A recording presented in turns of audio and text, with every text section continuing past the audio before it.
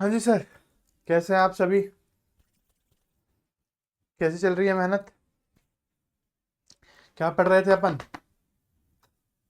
Finish कर दिया था अपन ने? एक सेकंड, पानी पिया जाए।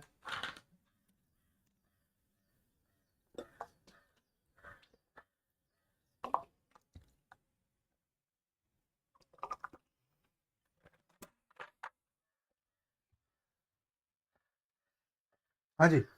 तो अपन लॉग पढ़ रहे थे, लॉग के लास्ट कंसेप्ट हमने पढ़ लिया था, कुछ प्रैक्टिस क्वेश्चंस रह रहे थे। उससे पहले मैं चाहता हूं कि आज हम पूरा लॉग रिवीजन करें और फिर हम समाप्त करेंगे अपने जो सवाल बचे थे। वेरिएबल एंड वेरिएबल बेस और वेरिएबल नंबर के क्वेश्चन बचे थे, मॉडुलस इंक्लूडिंग वाले क्वेश्चंस बचे थे लॉगरिथम इनक्वालिटीज में। उसको हम समाप्त करेंगे और शीट डिस्कशन करेंगे। क्या इतनी बात समझ में आती है? ठीक है। तो हम अपना समय ना बर्बाद करते हुए एक फट से एक शॉर्ट रिवीजन पढ़ते हैं कि हमने इतने सारे लेक्चर्स में आज आपका 8वां लेक्चर है लॉग का, है ना। और 8 लेक्चर्स में हमने जितने भी क्वेश्चंस किए उनके कॉन्सेप्ट क्या थे, क्योंकि मैंने वही बोला कि जरूरी नहीं कि कॉन्सेप्ट पढ़कर आप सवाल सॉल्व कर लेंगे, लेकिन अगर आपको कॉन्सेप्ट ही नहीं पता तो सवाल दूर की बात है। ठीक है। इसलिए कॉन्सेप्ट तो आपको रटे चटे होने चाहिए, फिर आपकी प्रैक्टिस से आपको मैनिपुलेशन करने की आदत बनेगी। इतनी सी बात समझ में आती है सभी को? ठीक है। तो मैं चाहता हूं कि मैं आपको एक शॉर्ट नोट्स की तरह, जैसे एक पेज पर आपके शॉर्ट नोट्स हर चैप्टर के होते हैं, उसी की तरह मैं चाहता हूं कि आप करें। इस बार मैं लिखवा रहा हूं हर चैप्टर में, मैं एंड में ये चीज बताऊंगा, क्विक रिकैप कि आपने क्या क्या पढ़ी चीजें, मोटी मोटी है ना, बहुत माइन्यूट जो हमने मैनिपुलेशन सीखी होंगी उस लेवल पे तो नहीं जाऊंगा, लेकिन बेसिक कवर कर लूंगा उस चैप्टर का। So that when you revise these things gonna help you. एक पेज पर आप ये सब लिखेंगे तो आपको याद रखने में आसानी रहेगी, आपके रिवीजन में आसानी रहेगी। आप जब क्वेश्चन सॉल्व कर रहे होंगे तो आपके पास ये कंटेंट रहेगा, इस कंटेंट के बिहाफ पे ही क्वेश्चंस करने हैं। क्या बात समझ में आती है? क्या बात समझ आती है? तो कंटेंट को रिवीजन करेंगे, पूरा शॉर्ट क्लास नोट्स के जितने भी हैं वो पढ़ के, फिर शॉर्ट नोट्स पढ़ के, फिर प्रैक्टिस, फिर शॉर्ट नोट्स, फिर क्लास नोट्स। ऐसे आपका होना चाहिए। Class note, short notes, practice, practice, short notes, class notes. इतना करेंगे और प्रैक्टिस पे तो आपको बहुत ज्यादा ध्यान देना ही है। ठीक है। तो मैं चाहता हूं कि आपके साथ 15 मिनट में इस रिवीजन, चैप्टर के रिवीजन में लगाऊं, जिससे आपका भला हो। क्या बात समझ में आती है? क्योंकि एंड ऑफ द एग्जामिनेशन में, है ना, ये बहुत ज्यादा काम आएगा आपको, बहुत ज्यादा। ये 15 मिनट जो हम आज इन्वेस्ट कर रहे हैं ये आपको बहुत ज्यादा आरओआई देंगे, ये मैं कह सकता हूँ। ठीक है। तो लिखेंगे फटाफट से, और आपको अपने साथ आदत बनानी है। तो मैं आपके लिए बनवा रहा हूँ आदत स्टार्टिंग में, है ना। अभी हम दूसरा यूनिट पढ़ रहे हैं तो आपको आदत बनवा रहा हूँ, लेकिन धीरे धीरे ये आपको खुद को डेवलप करनी है, आपके अपने रिफाइनमेंट आने चाहिए। ठीक है। आपको जो बात आपको लगती है समझ में आनी चाहिए, ये तो मेरे को लग रही है ना समझ में। तो ये शॉर्ट नोट्स तो वैसे आपके हिसाब से बनने चाहिए, जो आपको लगता है कि नहीं समझ में आती है आप वो लिखें, जिसको आपको रिवीजन करने की आदत होनी चाहिए, करेक्ट। बट फिर भी मैं आदत डलवाने के हिसाब से आपको करता हूं। ठीक है। तो आज क्विक रिकैप करते हैं कि अपन ने क्या पढ़ा पूरा इसमें। तो रिवीजन, रिवीजन ऑफ लॉगरिथम्स,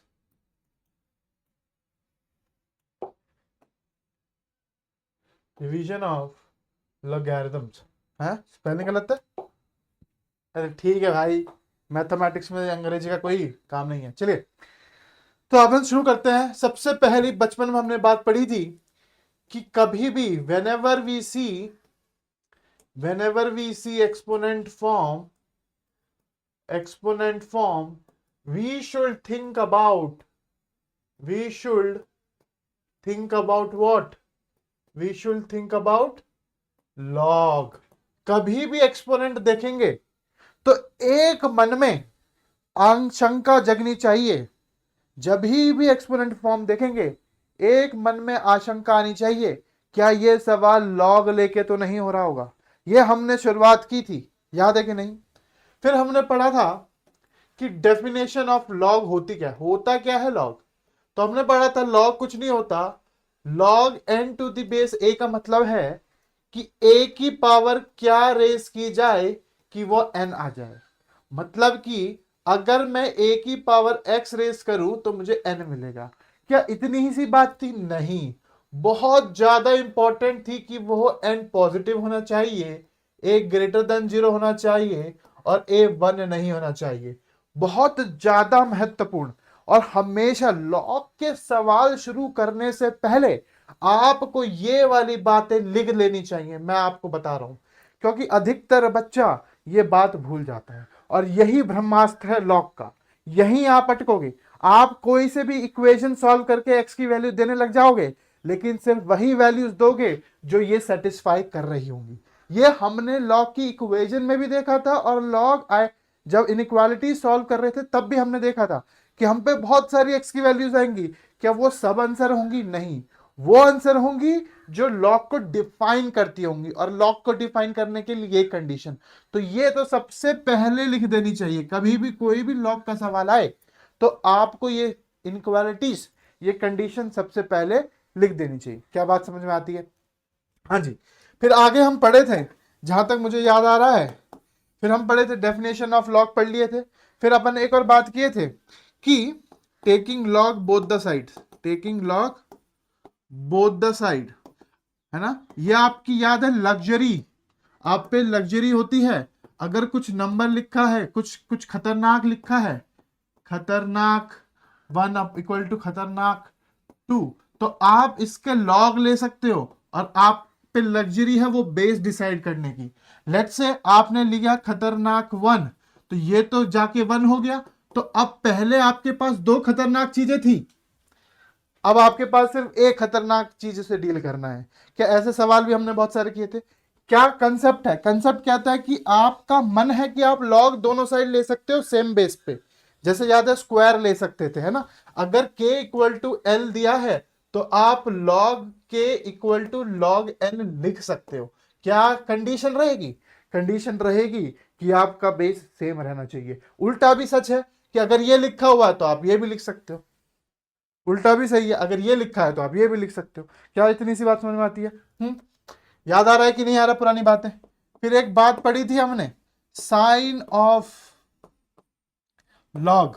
हमने पढ़ा था अगर हमारे पास log A to the base B है, अगर ए and B same side of unity, same side of unity होते हैं सर, अगर सेम साइड ऑफ यूनिटी होते हैं तो उस केस में लॉग ए बेस बी क्या होता है? Greater than 0। राइट? याद है कि नहीं? अगर ए and b are different side of unity,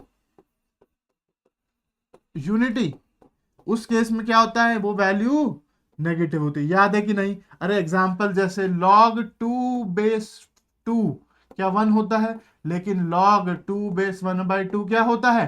-1। क्या बात समझ में आती है?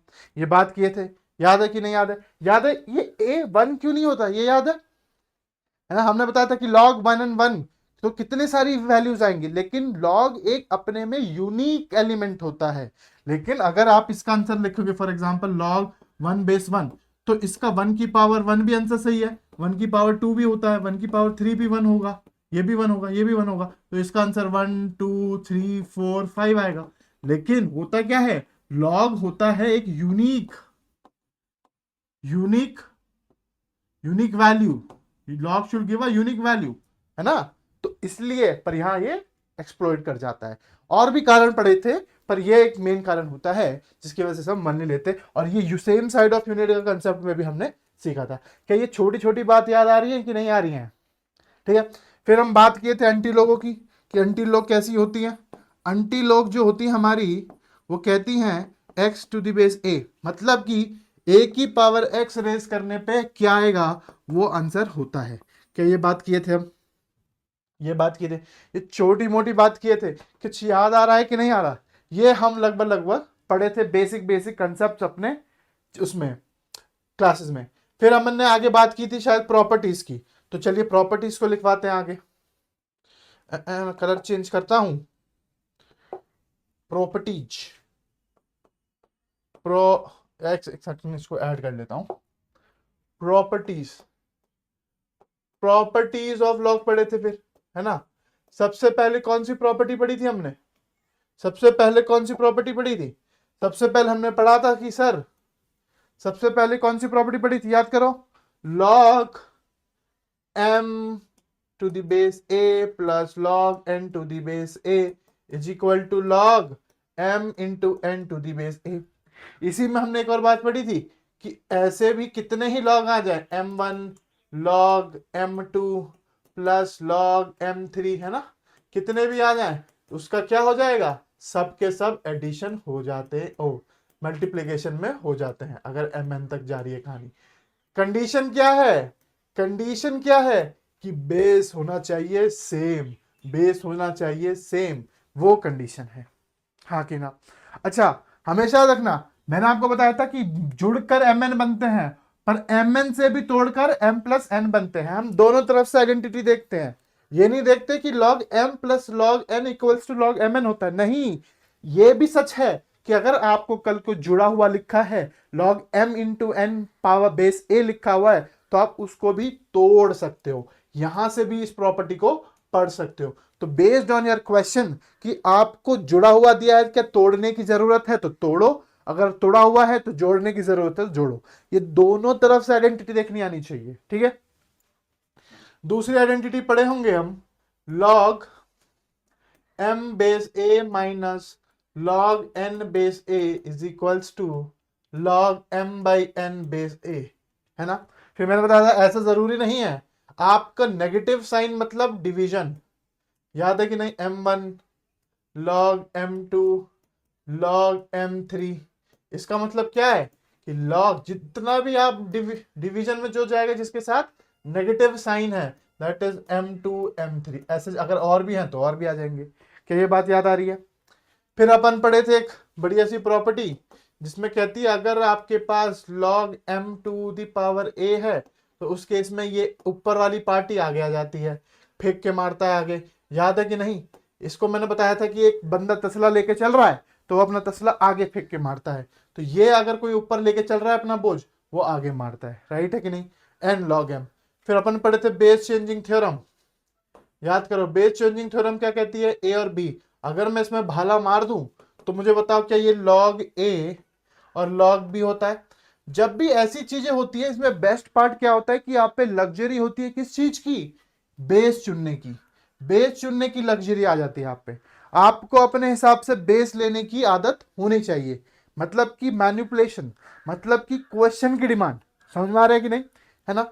इसी को याद करो, एक बार और पढ़े थे कि log a base a log a to the base b को 1 upon log b to the base a लिख सकते हैं।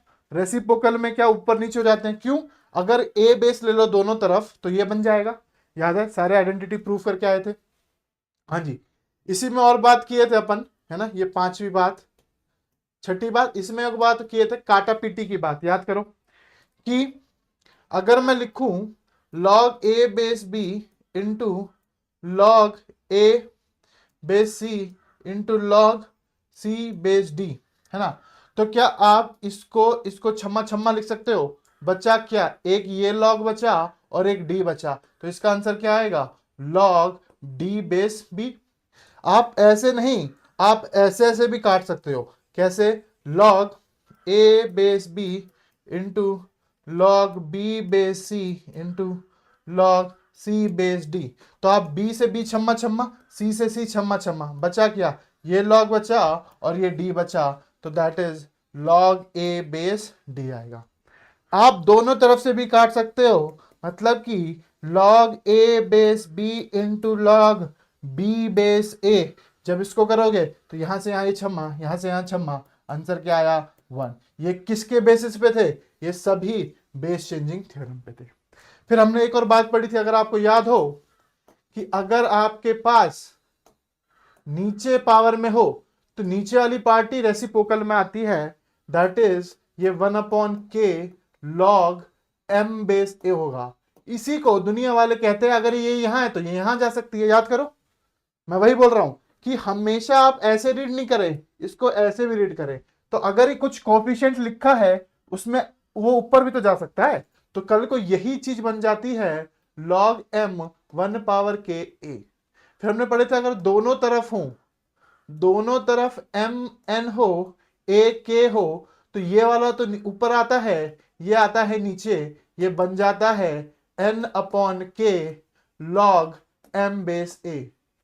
क्या आप इस पूरे को ऊपर ले जा सकते हो? हाँ, आपका मन है। तो वो मैन्युपुलेशन के बेसिस पे कि आपको कैसे मैन्युपुलेट करना है उस पर डिपेंड करेगा। फिर हमने एक और बात पढ़ी थी, अगर आपके पास सेम पावर में है ए के और बी के तो के छम्मा छम्मा हो जाता है और ये आपको log a बेस b देता है। याद है कि नहीं? अगर स्क्वायर स्क्वायर है, क्यूब क्यूब है, 1/4 है, अगर सेम पावर है तो वो पावर निपटा दो। क्यों निपटा दो? क्योंकि ये आएगा यहाँ के और ये वाला नीचे यहाँ आएगा के छम्मा छम्मा हो जाएंगे। क्या बात समझ में आती है? इसलिए वो होता है, हमने पढ़ा था।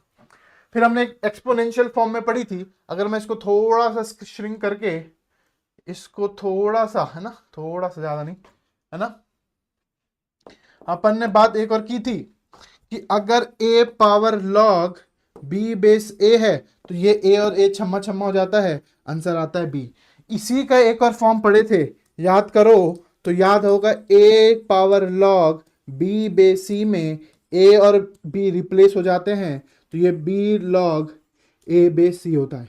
क्या याद है? इन सबके प्रूफ याद है? ये हम सब पढ़े थे कि आप एक्सचेंज कर सकते हैं। ये बहुत important concept in the sense, बहुत इंपॉर्टेंट प्रॉपर्टीज हैं लॉग की।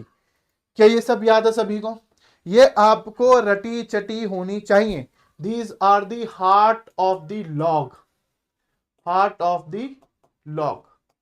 इसके बेसिस पे ही क्वेश्चंस बनेंगे लॉगरिथम्स के, क्योंकि फंडामेंटल पे कभी कोई क्वेश्चन ऐसा नहीं आएगा कि उठा के दे देगा। होगा क्या कि पहले आपको मैनिपुलेट करके वो फॉर्म बनानी पड़ेगी। वो फॉर्म मतलब कि आपको ये यूज करके आपको एक अच्छा सा एक्सप्रेशन बनाना होगा, फिर जाके वो सॉल्व होगा। और हमने इतने सारे सवाल किए भी हैं ऑलरेडी, तो आपको आइडिया लग रहा होगा कि मैं क्या बातें कर रहा हूं। क्या ये प्रॉपर्टीज ऑफ लॉग समझ में आती हैं? ठीक है। फिर हम बड़े थे आगे, याद करो, करेक्टरिस्टिक एंड मेंटिसा पे।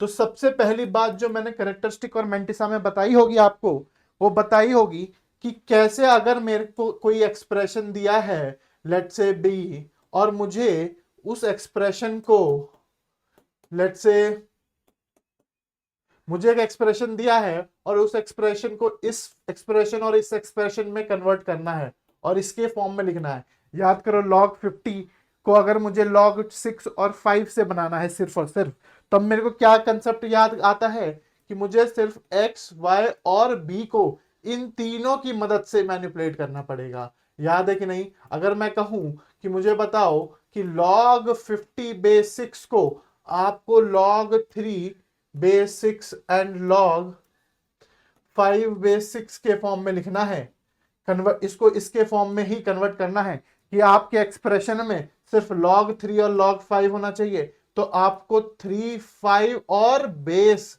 इन तीनों को यूज करके मैनिपुलेट करना है। क्या बात समझ में आती है? ये हमने मैनिपुलेशन करके देखा था। फिर अपन पढ़े थे करेक्टरिस्टिक और इसमें कि करेक्टरिस्टिक क्या होता है और मेंटिसा क्या होता है। याद करो, हमने बताया था कि कोई भी लॉग की वैल्यू, है ना, लेट्स से कोई नंबर है और कोई बेस है, उसकी जो वैल्यू आती है वो हमेशा रिटर्न होगी करेक्टरिस्टिक प्लस मेंटिसा के फॉर्म में। इस फॉर्म में लिखी जानी चाहिए।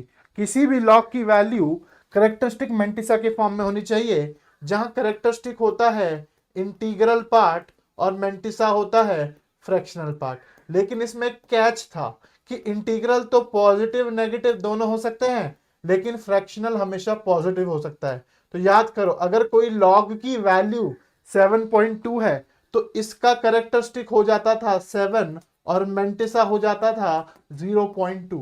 लेकिन अगर वहीं कल को -7.2 हो जाती थी, तब हमारे साथ खेल हो जाता था, तब हमको दिमाग लगाना होता था। क्योंकि क्योंकि जब हमने 7 + 0.2 that is characteristic plus mantissa लिखा, तो हमको मिलना ये चाहिए था ना, तो ये मिल रहा था। लेकिन अगर इस केस में आपने ऐसा किया होता, आपने कहा होता कि करेक्टरिस्टिक -7 और मेंटिसा 0.2 है, और आपने ये किया होता -7 + 0.2, तो आपको पता चलता कि आपको तो ये मिल रहा है, जो कि ये नंबर नहीं है। तब क्या करते हैं? तब इस केस में ये हम एक बढ़ा देते हैं, दैट इज हम इसकी माइनस करेक्टरिस्टिक आपका हो जाता है -8 और मेंटिसा कितना होगा मुझे बताइए। अगर -8 में क्या ऐड करूं कि मुझे 7 पॉइंट आए, 0.8। तो आपका आंसर हो जाएगा कि दैट इज -8 प्लस 0.8, जो कि आपको मिलता है -0.2। हाँ कि ना। तो करेक्टरिस्टिक इसका -8 होता है, मेंटिसा 0 पॉइंट होता है। क्या इतनी सी बात समझ में आई थी? करेक्टर मेंटिसा पे हमने बहुत बात की भी थी। फिर हमने एक कंसेप्ट पढ़ा था कि कितने ऐसे वैल्यूज होंगी जिनका करेक्टरिस्टिक अल्फा होगा और उनका बेस बी होगा। तो याद करो हमने बात की थी कि उसका सीधा सीधा फॉर्मूला याद रखना कि बी अल्फा B-1, याद है कि नहीं। जैसे कि फॉर एग्जांपल मैं बात करूं कि मुझे बताओ log 100 का करेक्टरिस्टिक कितना है। log 100 का करेक्टरिस्टिक 2, ठीक है, और log 1000 का करेक्टरिस्टिक कितना है 3। तो मुझे बताओ कि ऐसे कितने वैल्यूज होंगी, कितने नंबर्स होंगे, इंटीग्रल वैल्यूज होंगी जिनका करेक्टरिस्टिक 2 होगा, जिनका करेक्टरिस्टिक 2 होगा। तो आपको पता है कि इसके बीच जितनी भी वैल्यूज आएंगी भाई 100 से 1000 के बीच, log of 101, log of 102, log of 1999, सबकी वैल्यू 2 पॉइंट समथिंग समथिंग होगी, मतलब सबका करेक्टरिस्टिक 2 ही होगा। तो वो वैल्यू है। तो वो वैल्यू कैसे निकालते थे, याद है कि नहीं। बीच के नंबर दैट इज 1000 -100 -1, ये तो हो गए आपके बीच के नंबर, प्लस इसका भी तो 2 है +1। वहां से हमने ड्राइव किया था ये फॉर्मूला। क्या फॉर्मूला था, ये लिखा हुआ है कि बेस कितना है। अगर मैं बेस मान लू 10, है ना, तो बेस के हिसाब से दैट इज 10 की पावर 2 + 1 -10 स्क्वायर -1 +1। ये छम्मा छम्मा यहाँ से मिलता था आपको 10 का स्क्वायर 10 -1, यहाँ से मिला 100 -9 दैट इज 900। हाँ कि ना। ये फॉर्मूला का डेरिवेशन याद है कि नहीं, ठीक है। फिर आगे हम बात किए थे, ठीक है, ये अपन ने बात की थी, ये वैल्यूज की बात की थी। फिर अपन ने बात की थी नंबर ऑफ डिजिट्स की। तो नंबर ऑफ डिजिट किसी भी एक्सप्रेशन में, फॉर एग्जांपल मुझे बताओ number of digit in 2 power 105, 2 power 105 कुछ नंबर होगा बहुत बड़ा सा, उसमें कितनी डिजिट होंगी वो कैसे पता लगाते थे, याद करो। तो हम करेक्टरिस्टिक निकालते थे किसका, जब हमने उस वैल्यू को बेस 10 पे लिया होगा, तब वहां से जो करेक्टरिस्टिक आएगा लेट्स से अल्फा। तो आंसर क्या होता था, अल्फा प्लस 1, अल्फा प्लस +1। याद है कि नहीं। सिंपल सी बात है ना। मुझे बताओ 1024 है करेक्ट, इसमें कितनी डिजिट है 4, ठीक है। तो अगर मुझे इसकी डिजिट निकालनी है, आंसर क्या आना चाहिए 4। तो मैं क्या करूंगा, लॉग ले लूंगा 10 के बेस पे, लॉग ले लूंगा 10 के बेस पे। फिर यहां से जो करेक्टरिस्टिक आएगा मेरे पास, उसमें क्या कर दूंगा एक ऐड।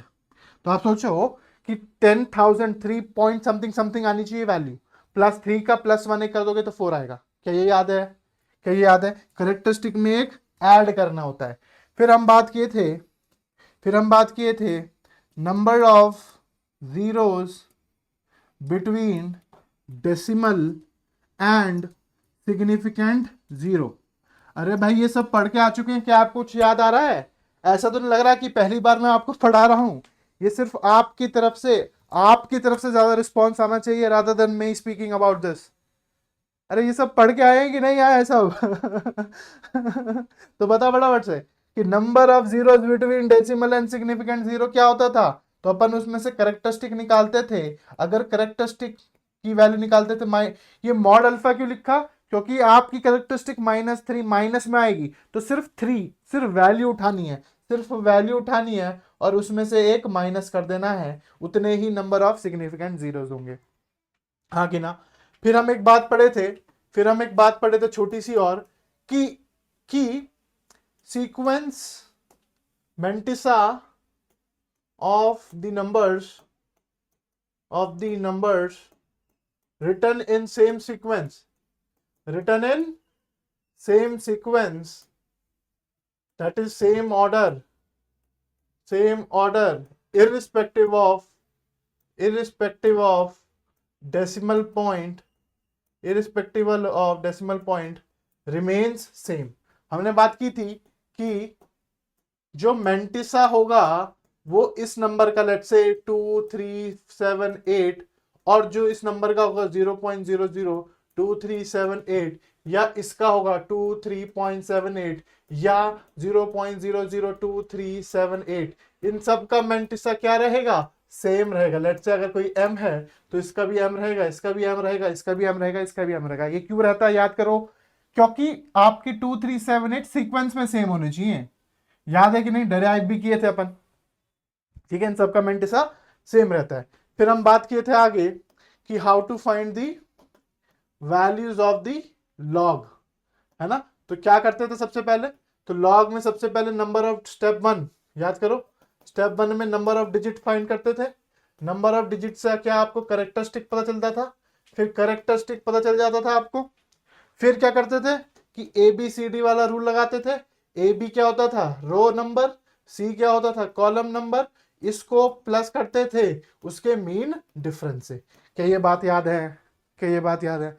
फिर हमने पता किया था वैल्यूज ऑफ एंटीलॉग कैसे निकालते थे, फटाफट से बताओ। वैल्यूज ऑफ एंटीलॉग कैसे निकालते थे, कुछ नहीं याद आ रहा है एंटीलॉग कैसे निकालते थे, क्योंकि यहाँ क्या दिया होता था आपको, करेक्टरिस्टिक दिया होता था। तो करेक्टरिस्टिक से सबसे स्टेप 1 में आप क्या करते थे, स्टेप 1 में करेक्टरिस्टिक से आप निकालते थे उसकी नंबर ऑफ डिजिट्स, अरे नंबर ऑफ डिजिट्स। फिर नंबर ऑफ डिजिट्स में आप क्या करते थे, उसको बिछा देते थे। फिर आप उसमें से उसके डेसिमल पार्ट से ABCD निकालते थे।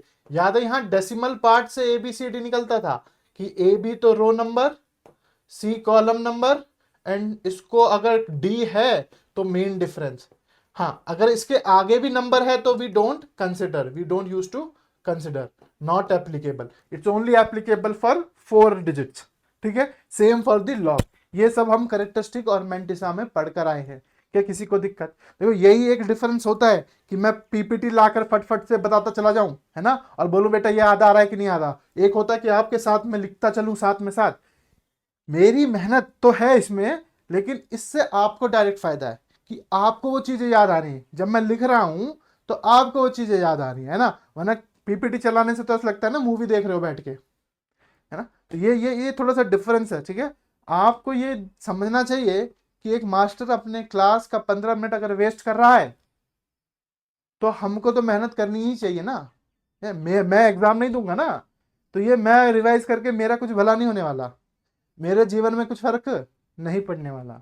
ये सिर्फ रिवीजन किसके लिए है, आपके लिए। भाई मेरे को एग्जाम थोड़ा देना है जो मैं रिवाइज कर रहा हूँ, बट मैं चाहता हूं कि 2-4 बच्चे जो इस क्लास में बैठे हों, जो अच्छे से पढ़ते हों, उनका इससे भला हो जाए। आ रही है कि नहीं बात समझ में। ये रिवीजन ये नहीं है कि पहले ब्लैंक होके पढ़े हो, हमने 8 लेक्चर बिताए हैं तब जाके रिवीजन करा रहा हूं मैं आपको, और ये बताऊंगा कि अपन ने पढ़ा ही कितना है। ये छोटी छोटी सी बातें ही तो पढ़ी हैं, ये पढ़ी, ये पढ़ी, ये पढ़ी, ये पढ़ी, हो गया खत्म। 5 बात यहां पढ़ी, 13 बात यहां पढ़ी, 5 बातें यहां पढ़ी, 3 बातें यहां पढ़ी, और एक और लास्ट की बात जो हमने पढ़ी वो लिखा देता हूं, जो कि हमने पढ़ी। सबसे पहले हमने पढ़ी लॉगरिदमिक फंक्शन की बातें। हमने क्या पढ़ा कि लॉग का जो होता है, log x to the base a का ग्राफ होता है कुछ ऐसा जब a ग्रेटर देन 0 हो, और लॉग x बेस a का ग्राफ होता है कुछ ऐसा जब a 0 से 1 हो। मतलब कि जब a ग्रेटर देन 1 होता है तो वो इंक्रीजिंग फंक्शन होता है ना, और a जब छोटा होता है तो वो डिक्रीजिंग फंक्शन होता है। ये बात की थी नहीं करी थी, ठीक है। फिर हमने पढ़ा था इंक्रीजिंग फंक्शन और डिक्रीजिंग फंक्शन का फायदा क्या होता है। उसका फायदा होता है अगर x1 ग्रेटर देन x2 है तो f ऑफ x1 और f ऑफ x2 में सेम साइन फॉलो हो जाता है। अगर डिक्रीजिंग फंक्शन है तो x1 और x2 ग्रेटर देन है, उस केस में f ऑफ x1 में साइन चेंज हो जाता है। अगर आप देखेंगे साइन चेंजेस, हाँ कि ना। इसी के आधार पे फिर हमने स्टार्ट की थी अपना लॉगरिदमिक इनइक्वालिटीज को पढ़ना, लॉगरिदमिक इनइक्वालिटीज को पढ़ना शुरू किया था। और उसमें सबसे पहली बात लिखी थी जो हमने रिवाइज की थी कि लॉग ए बेस बी का साइन पॉजिटिव अगर a comma B same side of unity, और a comma negative if a comma be different side of unity, हाँ कि ना। दूसरी बात हमने पढ़ी थी कि इसमें किस तरह के क्वेश्चन आते हैं। इसमें क्वेश्चन आते हैं कि आपके पास f of x log a greater than, or some inequalities can be greater than, can be less than, can be greater less than, can be, ये सारी हो सकती हैं log f2x बेस a। इस तरह का क्वेश्चन आ सकता है, या आ सकता है आपके पास log f1x base a greater than कोई और, ग्रेटर देन या लेस देन या ग्रेटर देन इक्वल टू कोई नंबर। तो इसमें कैसे सॉल्व करते हैं? इस केस में अगर आपका बेस चेक करते हैं, अगर आपका बेस ग्रेटर देन 1 है तो जो भी साइन ऑफ इक्वालिटीज है वो सेम हो जाता है। पर अगर ग्रेटर देन 1 है तो f1x में same sign as f2x follow होगा। अगर आपका बेस 0 से 1 है तो f1x versus same different sign f2x होगा। समझ में आ रही है कि नहीं? ऐसे ही सेम इसमें क्या होता है कि अगर आपका a ग्रेटर देन 0 है तब आपका f1x में सेम साइन, सॉरी 0 नहीं 1, my bad, same sign that of a power number हो जाता है। और अगर आपका 0 से 1 है तो f1x डिफरेंट साइन, उल्टा sign that of a power number हो जाता है। और इंपॉर्टेंट क्या बात है, very very important, start of the chapter में भी ये बात बताई है मैंने, स्टार्टिंग ऑफ द चैप्टर में भी यही बात बताई है मैंने कि ये वाली बात बहुत जरूरी है। और आखिरी पॉइंट भी मैं उसी से समाप्त कर रहा हूं कि वेरी इंपॉर्टेंट, जब भी होता है आपको चेक करना पड़ेगा n greater than 0, a should be greater than 0 and a should not equal to 1। हाँ कि ना? ये आपकी क्या होती थी, याद करो, फाउंडेशन केसेस होते थे कि आपको जो भी वैल्यू इनसे आंसर आ रहा है, इससे आंसर आ रहा है, आपको इसके साथ इंटरसेक्शन तो लेना ही होता था, क्योंकि ये सेटिस्फाई होनी चाहिए। ये होगा तभी लॉग होगा, तभी जो आपने सॉल्व किया है वो वैलिड होगा। जो आपने सॉल्व किया, लेट से एक्स की, यहां से मैंने कोई क्वेश्चन दिया log x base two something something solve किया और आपकी वैल्यू निकल कर आई x -1 2, अरे -1 तो ले ही नहीं सकते हो ना, क्योंकि -1 लेते ही आपने लॉग की धज्जियां उड़ा दी, उसको मार दिया। -1 पे लॉग डिफाइंड ही नहीं है तभी। इसलिए आप जब भी सॉल्व करें, वेरी इंपॉर्टेंट, इसको सबसे पहले लिखें और सबसे आखिरी में इससे वैलिडेट कराएं। ये बातें अपन ने की थी। क्या आपको इतनी सी बातों में कुछ भी डिफिकल्ट लग रहा है? क्या ऐसा लगा कि हमने कुछ ऐसा पढ़ा जिससे हमारे जीवन में दर्द हुआ हो? मैं फिर से बोल रहा हूं, ये मैं खुद भी मान रहा हूं कि मैन्युपुलेशन में हो सकती है दिक्कत। मैन्युपुलेशन में दिक्कत तभी होगी जब आपके प्रैक्टिस नहीं होगी। अगर आपने 100-150 सवाल हर एक तरह के कर लिए होंगे, हर एक तरह पे हर एक क्वेश्चन एक पार्ट पे किए होंगे, जो जो हमने कराए हैं, उसमें मुझे तो नहीं लगता फिर मैनिपुलेशन में भी दिक्कत आएगी। हाँ, कुछ नई मैनिपुलेशन आएगी तो आपका दिमाग थोड़ा थोड़ा दौड़ेगा। बट मुझे एक बात बताओ कि इस 15 मिनट के कंसेप्ट में, इस 15 मिनट के कंसेप्ट में ये पूरा एक चैप्टर है। अगर आप इसको स्ट्रांग बनाते चलोगे, ऐसे ही जब दूसरा चैप्टर पढ़ोगे उसको स्ट्रांग बनाते चलोगे, क्या आपको कहीं दिक्कत आएगी? और ये लास्ट लास्ट नोट्स, ये लास्ट टाइम पे जब आप अपना एग्जाम देने ही जा रहे होंगे, उस पर बहुत बहुत ज्यादा फायदेमंद लगेगा। अगर लगेगा तो आप मुझे याद करेंगे कि आज मास्टर ने ये बात बताई थी और आज हमको फायदा हो रहा है इससे। क्या बात समझ में आ रही है? तो ये अपन ने पढ़ा पूरा लॉग। अब हम आपने आज लॉग को समाप्त करेंगे, जो भी हमारे छोटे मोटे क्वेश्चंस बच रहे थे लास्ट पार्ट पे उसको समाप्त करेंगे। लेकिन ये बात बहुत इंपॉर्टेंट है, हमेशा आदत डालिए, जब भी चैप्टर पढ़ें आपके शॉर्ट नोट्स रेडी होने चाहिए। क्या बात समझ में आती है? इसी के साथ शुरू करते हैं अपन का अपना लेक्चर आज का। कुछ लिखना है किसी को तो लिख लीजिए। I just give 2 minutes for each slide. अगर किसी को कुछ लिखना है तो लिख लीजिए।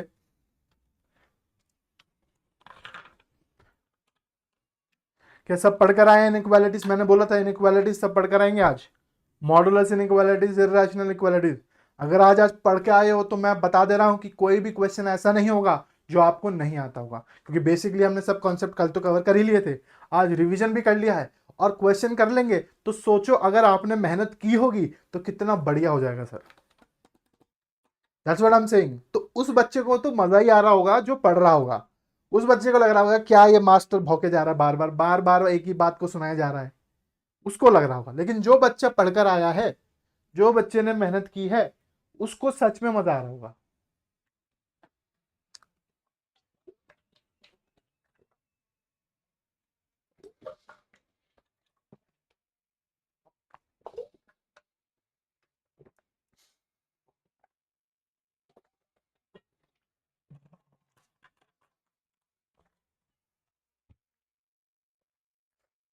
चलें शुरू करें, लॉगरिथमिक इनइक्वालिटीज के सवाल शुरू करें। अच्छा सॉरी लिख रहे हो कुछ यहाँ पे प्रॉपर्टीज, ये सब लिखा हुआ है आपके नोट्स में already. Characteristic and mantissa, then characteristic and mantissa, logarithmic functions,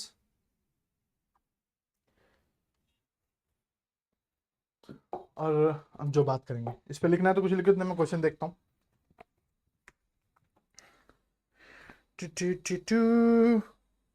अच्छा हम लास्ट कल कोई क्वेश्चन कर रहे थे जहां हमने एक बहुत कूड़ा कचरा मचा दिया था, उसी से स्टार्ट करें क्या?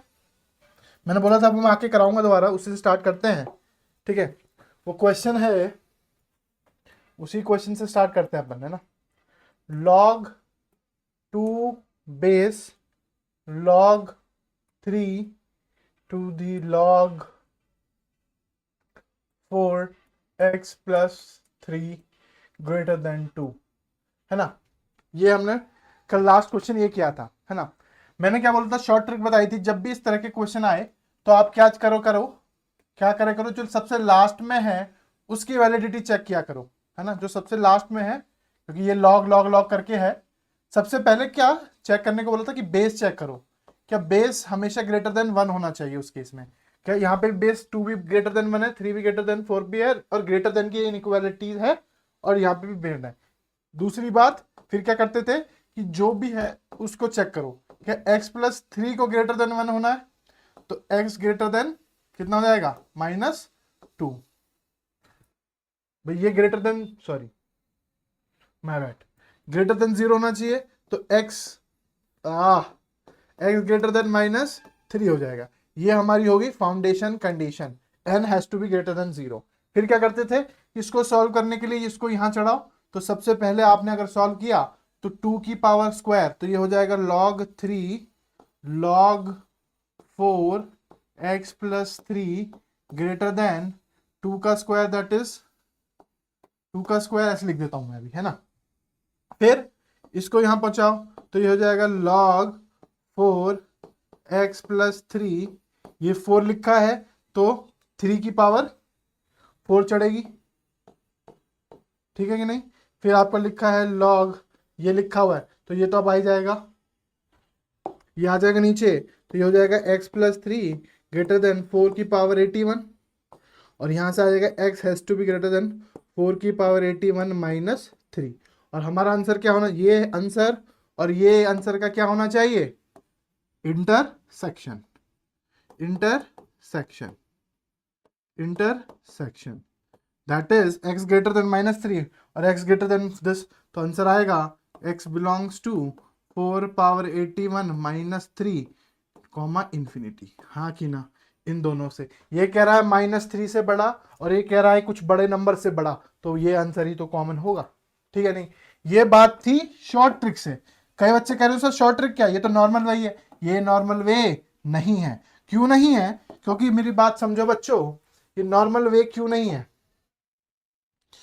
ये नॉर्मल वे क्यों नहीं है, ये नॉर्मल वे इसलिए नहीं है क्योंकि आपका जो कहानी कहती थी, जब आप log n बेस a लिखते हो तो सबसे पहले आपको n को पॉजिटिव बनाना होता है। तो अगर आप सबसे पहला स्टेप यहाँ पे स्टेप 1 करते तो आपको पता चलता कि log 3 log 4 x plus 3 should be greater than 0।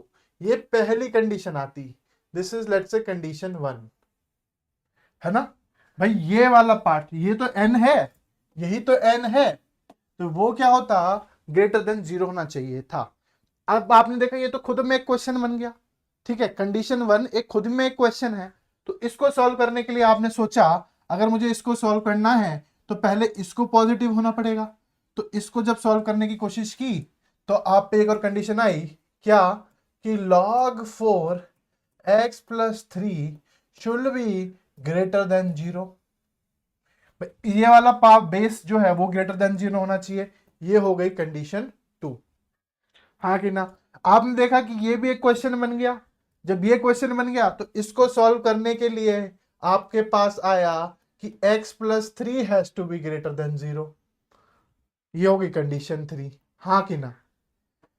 इसको सॉल्व करने के लिए सबसे पहले आपने ये कंडीशन लिखी C1, नहीं आ रहा। फिर इसको कंडीशन को सॉल्व करने के लिए आपने ये लिखा, फिर इसको सॉल्व करने के लिए ये लिखा। तो हम सबसे सबसे लास्ट स्टेप पे आ गए, फिर हम आगे पीछे जाएंगे।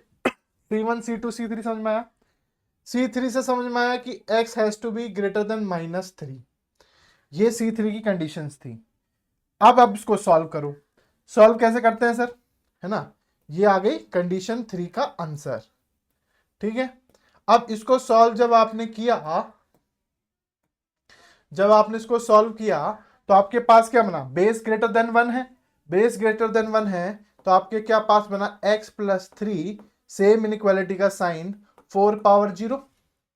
तो आपने देखा ये बना x plus 3 greater than 1, x greater than -2, हाँ कि ना। किसी को कोई दिक्कत यहां तक, ठीक है। मतलब कि इसका आंसर जो आ रहा है वो आ रहा है इसका और इसका इंटरसेक्शन। ये कह रहा है -3 से बड़ा और ये कह रहा है -2 से बड़ा, तो x has to be greater than -2। इस बॉक्स से आंसर आया। अगर इस बॉक्स से आंसर x -2 आया, अब इसको खोल दो फिर।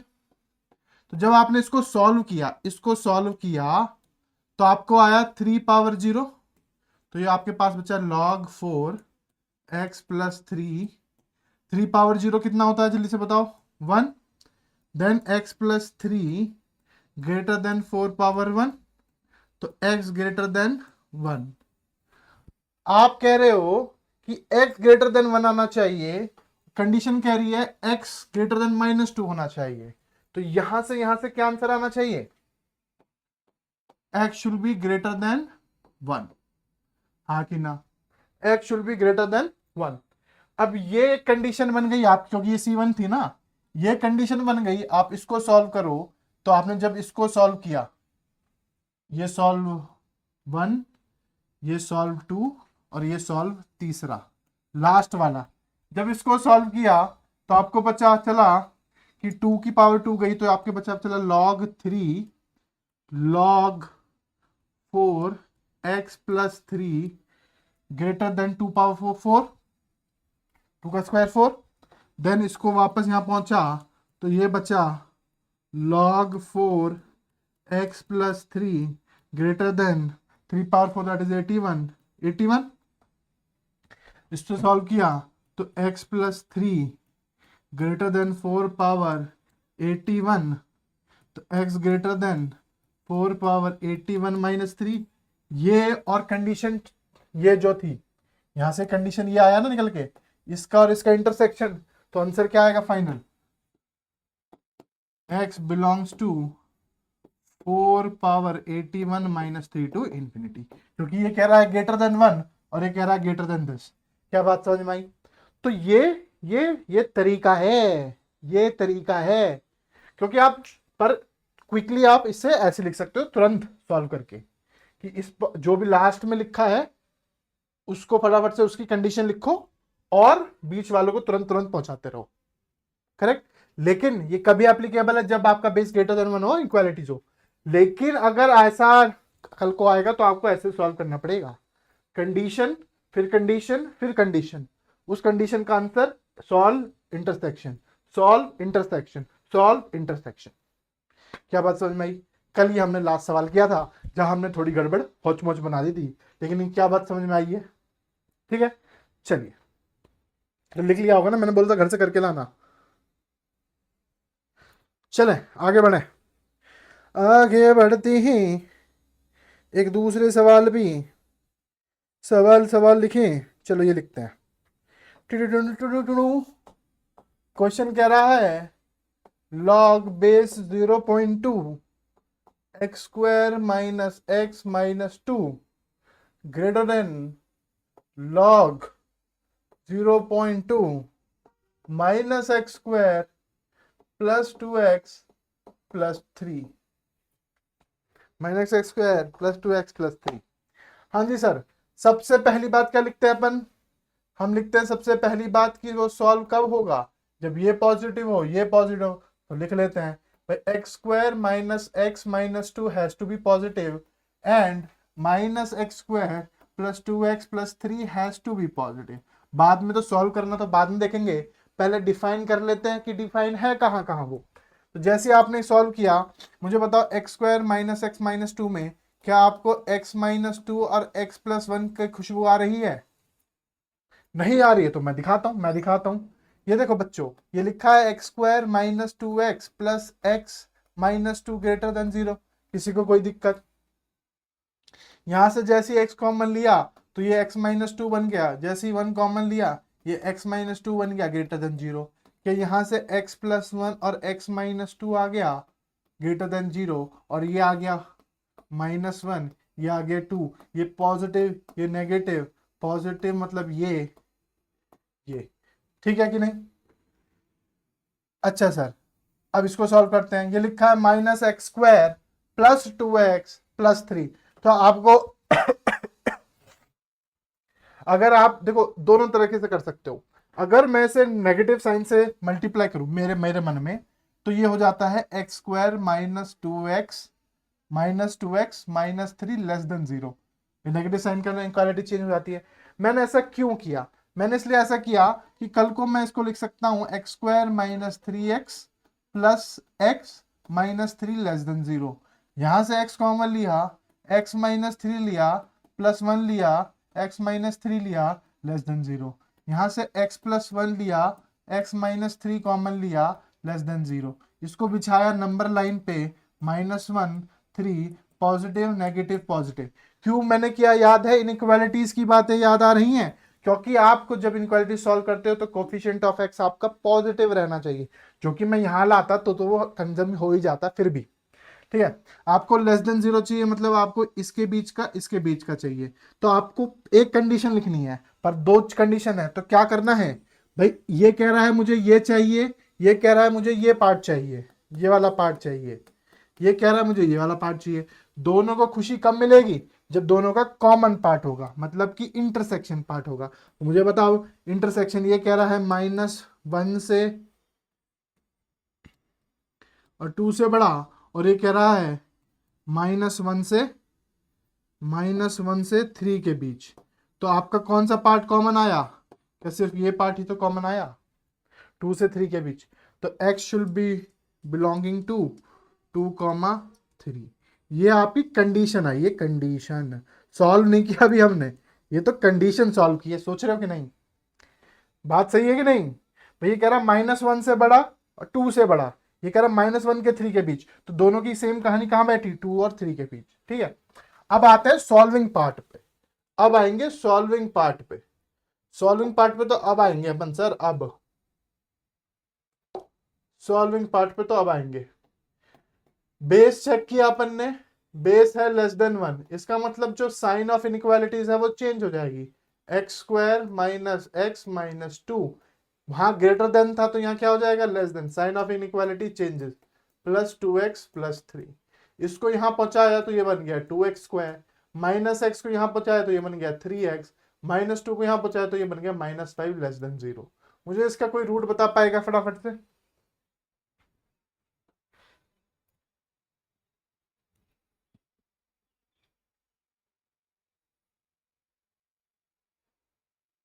बताओ फटाफट से। अरे भैया, तुम लोग ना कई बार ऐसे खतरनाक कर देते ना। पांच क्या मैं ऐसे लिख सकता हूँ? फाइव टू, या फाइव और टू के बीच में तोड़ सकता हूँ ना sir. Minus five x plus two x minus five. ठीक है, तो टू एक्स कॉमन लो यहां से, तो एक्स, टू एक्स कॉमन लिया तो x minus five by two plus, सही तो लिख रहा हूं मैं? टू एक्स कॉमन लिया two x square minus two x minus five by two, और यहां से टू कॉमन लिया तो x minus five by two less than zero. ठीक है, तो इसको लिख दिया two x plus two x minus five by two less than zero. तो यहां से आंसर आया आपके पास माइनस वन, और यहां से आया 5/2, 5/2 इज अप्रॉक्स 2.5, करेक्ट। ये कह रहा है प्लस माइनस प्लस, ये कह रहा है आंसर होना चाहिए यहां से यहां के बीच, x बिलोंग्स टू -1 से 5/2 दैट इज 2.5 के बीच। क्या ये आंसर है फाइनल? नहीं, ये तो एक आंसर है, इसका और इसका क्या लेना पड़ेगा? इंटरसेक्शन। वो बोल रहा है 2 से 3 रहूंगा मैं, और ये बोल रहा है -1 से 5/2 के बीच में रहना है मुझे। तो मुझे बताओ आंसर क्या होगा? ये पार्ट। तो x belongs to 2, 5/2 is the final answer. देखो आज तो मैं लिख दे रहा हूं ये सॉल्व करना, लेकिन क्या ये सॉल्व करना मेरी जिम्मेदारी है? जबकि मैंने इनइक्वालिटीज पढ़ा दिया है ना। अब मैं सिर्फ लिखूंगा कि यहां से आंसर आएगा C1, यहां से आंसर आएगा C2, सॉल्व करो और C1 इंटरसेक्शन C2 लो, है ना। इतनी लग्जरी नहीं होगी, क्योंकि मैं इतना करूंगा मेरे से हो जाएगी कैलकुलेशन मिस्टेक, क्योंकि जो मैं बोल रहा होता हूँ वो मैं अपनी एनर्जी में बोल रहा होता हूँ, जब मैं लिख रहा होता हूँ वो गड़बड़ करता ही हूँ, आपको तो पता ही है मेरी आदत का। क्या बात समझ में आई इस क्वेश्चन की? कुछ नया किया कि हमने? कुछ नया नहीं किया। हमने सिंपल सी सबसे पहली बात स्टेप 1 फॉलो किया अपना, कि अपन को डिफाइन करना है अपन का कंडीशन। उस कंडीशन को डिफाइन करने के बाद हमने सॉल्व किया, क्या चेक करके?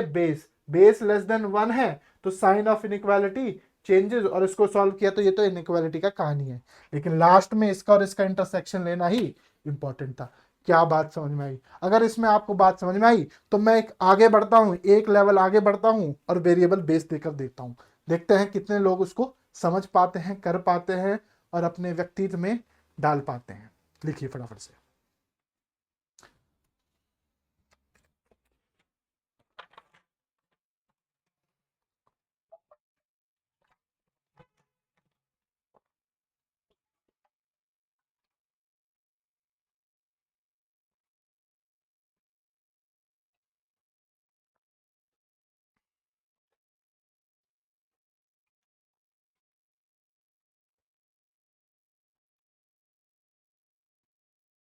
हेलो भाई,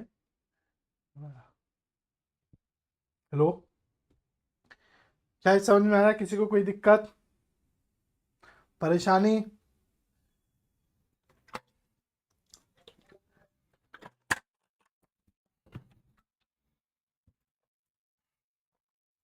या मैं सोच रहा हूँ वेरिएबल बेस लास्ट कराता हूँ, मॉडुलस खेल जाता हूँ मैं, मॉडुलस मॉडुलस खेलता हूँ, मॉडुलस वेरिएबल बेस नहीं देता हूँ, इनइक्वालिटीज के साथ ही खेलता हूँ आपके साथ। आपको तो मैं इनइक्वालिटीज में ही बजा डालूंगा, बजा डालूंगा, बजा। चलो जी चलो, कर लिया क्या? इनइक्वालिटीज से ही मारूंगा मैं। क्या इसमें लॉगरिथम का दो ही कंसेप्ट यूज हुआ?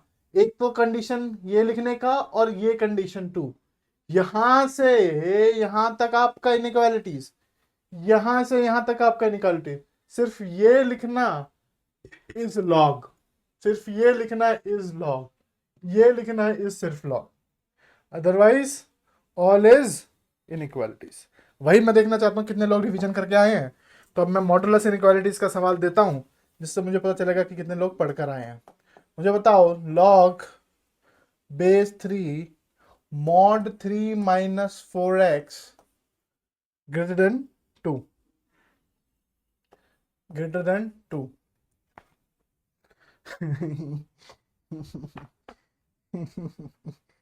देखना चाहता हूं कितने लोग पढ़कर आए हैं।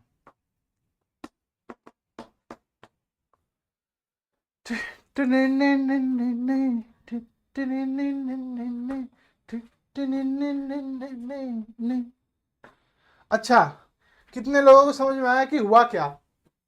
भाई मॉडुलस का क्या मतलब होता है सर? चीख चीख के बताया है, मॉडुलस का मतलब होता है पॉजिटिव। कोई भी संख्या कैसी भी हो, 4 हो तो वो 4 पटक के आगे आएगा, मॉडुलस के अंदर जाते ही -4 भी 4 हो जाता है। मतलब कि मॉडुलस के अंदर जो भी जाता है और जब बाहर आता है वो हमेशा पॉजिटिव होगा या जीरो होगा, क्योंकि अगर जीरो मॉड है तो आंसर जीरो ही आता है। याद करो, मतलब कि क्या, mod x is x when it is positive, mod x is minus x when x is negative, and it is 0 when x is 0। याद है कि नहीं? और log कहता है ना, ये बात समझ में आई हमें मॉड की। तो सर क्या किया आपने, बताया क्या? मैंने बताया, अरे तू घबरा क्यों रहा है, तू क्यों समझ रहा है भाई? स्टेप वन क्या होता है हमारे इनइक्वालिटीज में? स्टेप वन क्या होता है? स्टेप वन होता है कि ये जो है n वो ग्रेटर देन 0 होना चाहिए। तो मॉड 3 माइनस 4x को ग्रेटर देन 0, क्या इसको सॉल्व करने की आगे जरूरत है? नहीं है, क्योंकि मॉड हमेशा पॉजिटिव रहेगा। मॉड हमेशा क्या रहेगा? पॉजिटिव। तो आप सोच ही करो, हर एक x की वैल्यू पे ये सच रहेगा, क्योंकि मॉड है, तो इट इज ऑलवेज पॉजिटिव, है ना? Always positive, always positive. लेकिन एक बात का ध्यान रखना है कि जीरो ना हो जाए, क्योंकि n जीरो नहीं होता। तो जीरो कहां होगा? x बराबर 4/3 पर। सॉरी भाई, 3 माइनस 4x को ऐसे लिखो 0, 3 बराबर 4x, x बराबर 3/4। तो जैसे ही 3/4 हुआ, ये 0 चला जाएगा और बेस नॉट डिफाइंड होगा। तो उसका ध्यान रखना है। उसके अलावा आप कहीं भी चले जाओ, ये हमेशा पॉजिटिव देगा, क्योंकि मॉड है। तो सॉल्व ही नहीं करना, है ना? तो ये याद रखना कि मॉड, इसमें लिखना कि मॉड 3 माइनस 4x, चाहे कुछ भी होता मॉड के अंदर, ये तो 3 माइनस 4x है, मॉड के अंदर कुछ भी हो, I don't care, that particular thing will always be greater than 0, will always be greater than 0, but need to cautious, 0 भी हो सकता है ना? greater than 0 या 0 होगा, ये always true। तो हमें 0 वाला केस नहीं लेना है। तो मैं कहूंगा कि x should not be equals to 3/4, और सब लेने को तैयार हूं, ये मेरी कंडीशन है। अब मैं सॉल्व करता हूं, ठीक है कि नहीं? क्या बात समझ में आई? क्या मॉड हमेशा पॉजिटिव देता है? तो आपको घबराने की बात थी ही नहीं। अब आप कंडीशन सॉल्व करो। भाई बेस क्या है? बेस है ग्रेटर देन 1। तो क्या होता है बेस ग्रेटर देन 1 में? सेम कंडीशन रहती है। तो mod 3 minus 4x has to be greater than 3 का square, that is mod 3 minus 4x has to be greater than 9। अब इसको सॉल्व करना है, इसको सॉल्व करते हैं। याद है कि नहीं? मैं आखिरी बार सॉल्व कर रहा हूं, अदरवाइज मैं कहूंगा इसका आंसर जो भी है वो लिख लो। आई एम टेलिंग यू, मैं इनइक्वालिटीज में इतना समय बर्बाद करके, क्या मैंने इसलिए किया था क्या? तो दो केस बनेंगे, याद है कि नहीं? याद है कि नहीं? क्या सा केस बनेगा? जहां x आपका 3/4, x is less than 3/4 and x is greater than और इक्वल टू 3/4। ठीक है? जैसे x 3/4 से छोटा है, 3/4 से छोटा है, लेट्स से 0 है, तो जैसे आपने 0 डाला तो आपका नेगेटिव है, तो ये नेगेटिव के साथ खुलेगा। Minus of 3 minus 4x greater than 9, that is -3 plus 4x greater than 9, 4x greater than 12, x greater then 12 divided by 4, that is 3। तो आंसर आया x ग्रेटर देन 3। क्या ये आंसर होता है? नहीं। ये मैं क्या कर रहा हूं? मॉडुलस इनइक्वालिटी सॉल्व कर रहा हूं, नहीं बताऊंगा मैं, सॉरी। आप पढ़ के, अब भाई अब हर बात होना पड़ाऊंगा। क्या करते थे? क्रिटिकल पॉइंट्स को लिखते थे, क्रिटिकल पॉइंट की कंडीशन बनाते थे, याद करो, फिर उसको सॉल्व करते थे, वहां से जो आंसर आया है और इसको हम वैलिडेट करते थे। सोच रहे हो? अब कॉम्प्लेक्सिटी देख रहे हो कि यहां से आंसर को वैलिडेट करना है, फिर यहां से जो पूरा आंसर आएगा उसको यहां से वैलिडेट करना है। ठीक है? तो x ग्रेटर देन 3 और ये कह रहा है x लेस देन 3/4, ये कह रहा है 3, x ग्रेटर देन 3 और ये कह रहा है 3/4 से छोटा। तो यहां से तो कोई आंसर निकल के नहीं आया, यहां से आया आपका 5 इज द फाइनल आंसर। हाँ जी, इसको सॉल्व करते हैं। तो सॉल्व करने की क्या जरूरत है भाई? x ग्रेटर देन पे पॉजिटिव खुलेगा, 3 माइनस 4x ग्रेटर देन 9, हाँ कि ना?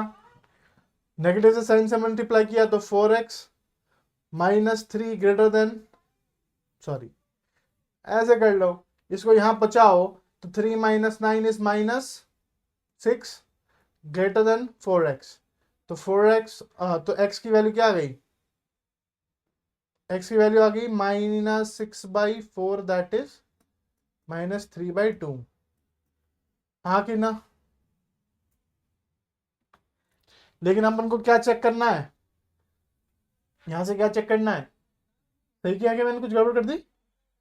3 - 4x। अरे आपका मन है,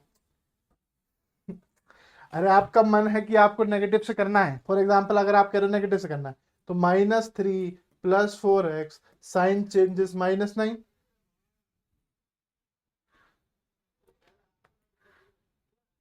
क्या चीज?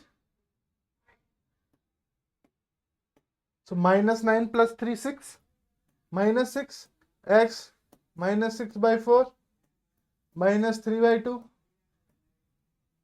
है ना? आपका मन है ना वो। अरे यार इनइक्वालिटीज वाली बात नहीं सुनूंगा मैं।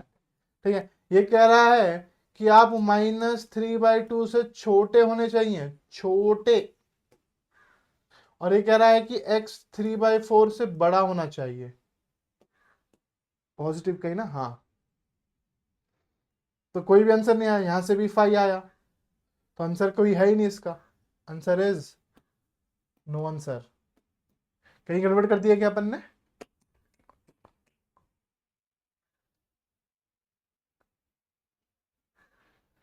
ऐसे तो नहीं आना चाहिए।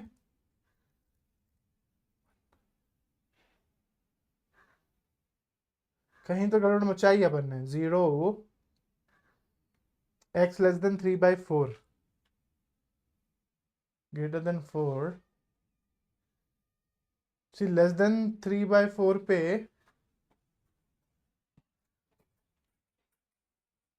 3 - 4x तो पॉइंट तो हमने 3/4 तो ठीक लिया।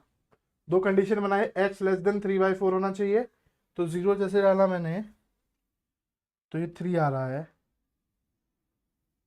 ओके, ये गलत कर दिया अपन ने, उल्टा उल्टा।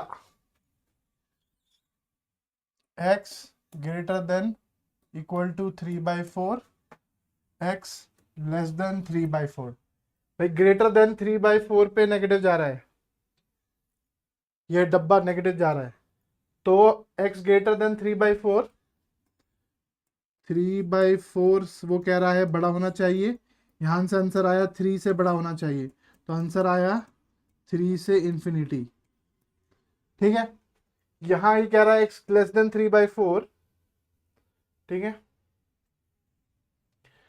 ये कह रहा है x < 3/4 और आप कह रहे हो x < -3/2।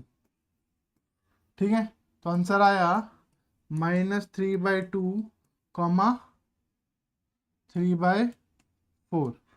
ठीक है, तो ये 5 नहीं आएगा। ठीक है, और कंडीशन तो कोई दिक्कत ही नहीं है, और ये तो कह ही रहा है कि बस 3/4 नहीं होना चाहिए, तो आप 3/4 ले भी नहीं रहे हो, तो आंसर क्या निकल कर आएगा? आंसर क्या लगेगा? इसका और इसका यूनियन। तो अगर आप इसका लिखना चाहो तो 3 से इंफिनिटी, तो -3/2 टू 3/4। 3/4 नहीं ले सकते, यूनियन 3 टू इंफिनिटी। हाँ कि ना? देखो यही इंपॉर्टेंट है ना, छोटी छोटी मिस्टेक आप करेंगे, जैसे जैसे मैं कर रहा हूं वही वही आप मिस्टेक करेंगे, आप कुछ नया थोड़ी ना करेंगे।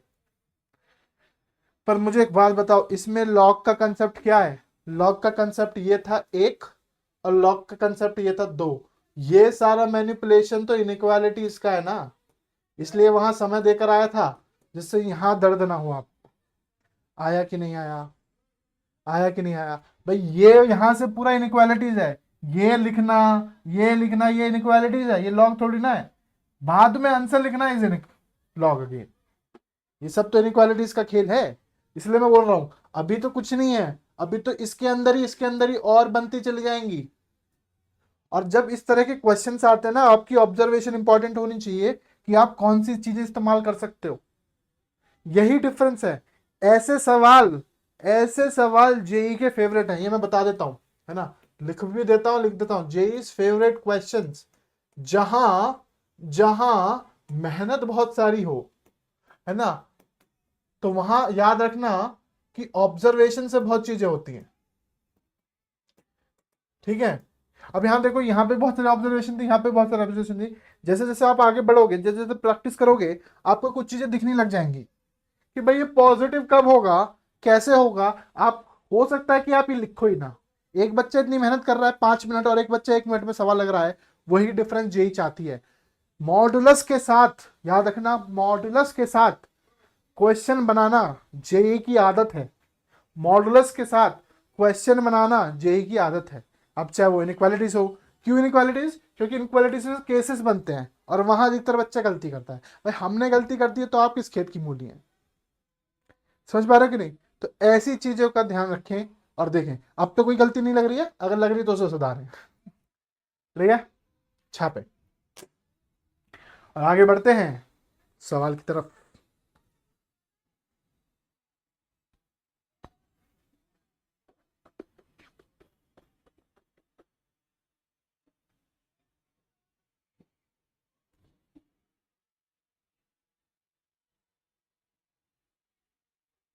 सॉरी,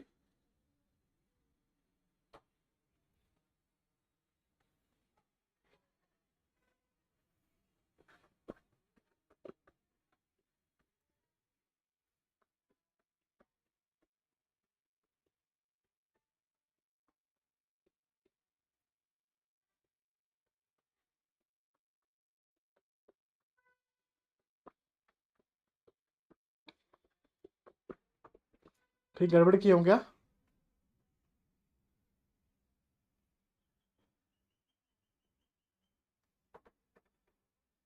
ओके ओके ओके, यहां गड़बड़ हो गई है। x less than -3/2। अरे यार, ये कह रहा है x less than -3/2, less than -3/2। Condition कह रही है x has to be greater than 3/4, x less than 3/4। आ तो इंटरसेक्शन पार्ट आया इंफिनिटी टू -3/2। आंसर क्या आएगा? -Infinity to 3 - 3/2 union 3 to infinity। अब तो कोई दिक्कत है? ठीक है, सॉरी माय बैड, वो चेक नहीं किया, ये हो गया। ठीक है, थैंक यू। अब सही है ना? ठीक है, चले आगे बढ़े क्वेश्चन पे। अब हम जो क्वेश्चन करने जा रहे हैं उसमें एक और बेहतरीन कंसेप्ट यूज होगा। उसके अलावा आपके पास कुछ नहीं बचा, अब आपके पास सिर्फ मैनिपुलेशन का खेल है। तो मैं सोच रहा हूं कि उसके 2-3 सवाल करा देता हूं।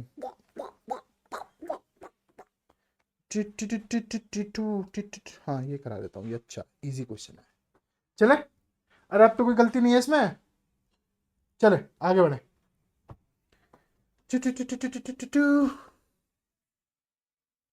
2x की x है, अपन x ले लेते हैं, कुछ फर्क पड़ेगा क्या? पड़ेगा। log 2x x² -5x +6 less than 1।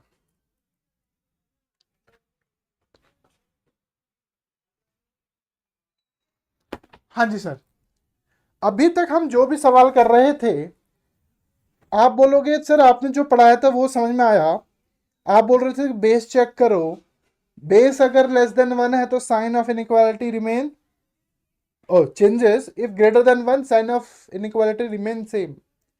लेकिन सर यहां से मैं कैसे बेस का पता लगाऊं? सर मैंने स्टेप 1 तो कर लिया, आपने बोला था कि 2 स्टेप होते हैं। स्टेप 1 क्या? स्टेप 1 करता हूं मैं, स्टेप 1।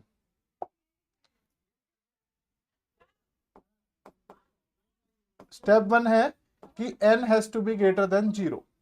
ठीक है, तो मैं इसको फटाफट से आपके लिए, सिर्फ आपके लिए लिख दे रहा हूं, has to be greater than 0। तो इसको सॉल्व किया तो x-2 x-3 ग्रेटर देन 0। तो आपके लिए सर, आपके लिए 2 और 3 पॉजिटिव नेगेटिव पॉजिटिव, ये आपका आया, ये आपका आया x belongs to -infinity to 2 union 3 से इंफिनिटी। ये आया आपका आंसर। अब स्टेप 2 आपने बताया था कि check the base if base is greater than 1। But sir यहाँ तो बेस 2x है सर, बेस मुझे पता ही नहीं चल रहा, नहीं पता चल रहा तो केसेस बनाओ। तो अब यही खेल है, लिखेंगे whenever whenever whenever base is also variable, whenever base is also variable, take the cases। कौन से केस लोगे आप? टेक द केसेस, कौन से केसेस? वो केसेस, क्या दो ही तो केस बनते थे, या तो ए ग्रेटर ये होगा बेस, या तो ये होगा। आप इनके केसेस बनाएं। तो देखें कैसे केसेस बनेंगे, देखें कैसे केसेस बनेंगे। हाँ जी, पहला केस कि जो बेस है 2x शुड बी 0 से 1, ठीक है कि नहीं? जब आपने 2x 0 से 1 किया तो मैं क्या लिख दूं, x हैज टू बी 0 से 1/2। ये पहली कंडीशन। अगर आपका बेस 0 से 1 के बीच है तो साइन ऑफ इनइक्वालिटी चेंजेस। तो उसको जब सॉल्व किया तो ये हो गया x² - 5x + 6 greater than 2x। भाई आपने क्या किया, केस वन जहां 0 2x जो है 0 के बीच में हो, जब उसको सॉल्व किया इसका आंसर आया x हैज टू बी 0 से 1/2। उसके हिसाब से सॉल्व किया कि अगर बेस 0 से 1 के बीच में है तो साइन ऑफ इनइक्वालिटी चेंजेस, वही सॉल्व किया मैंने।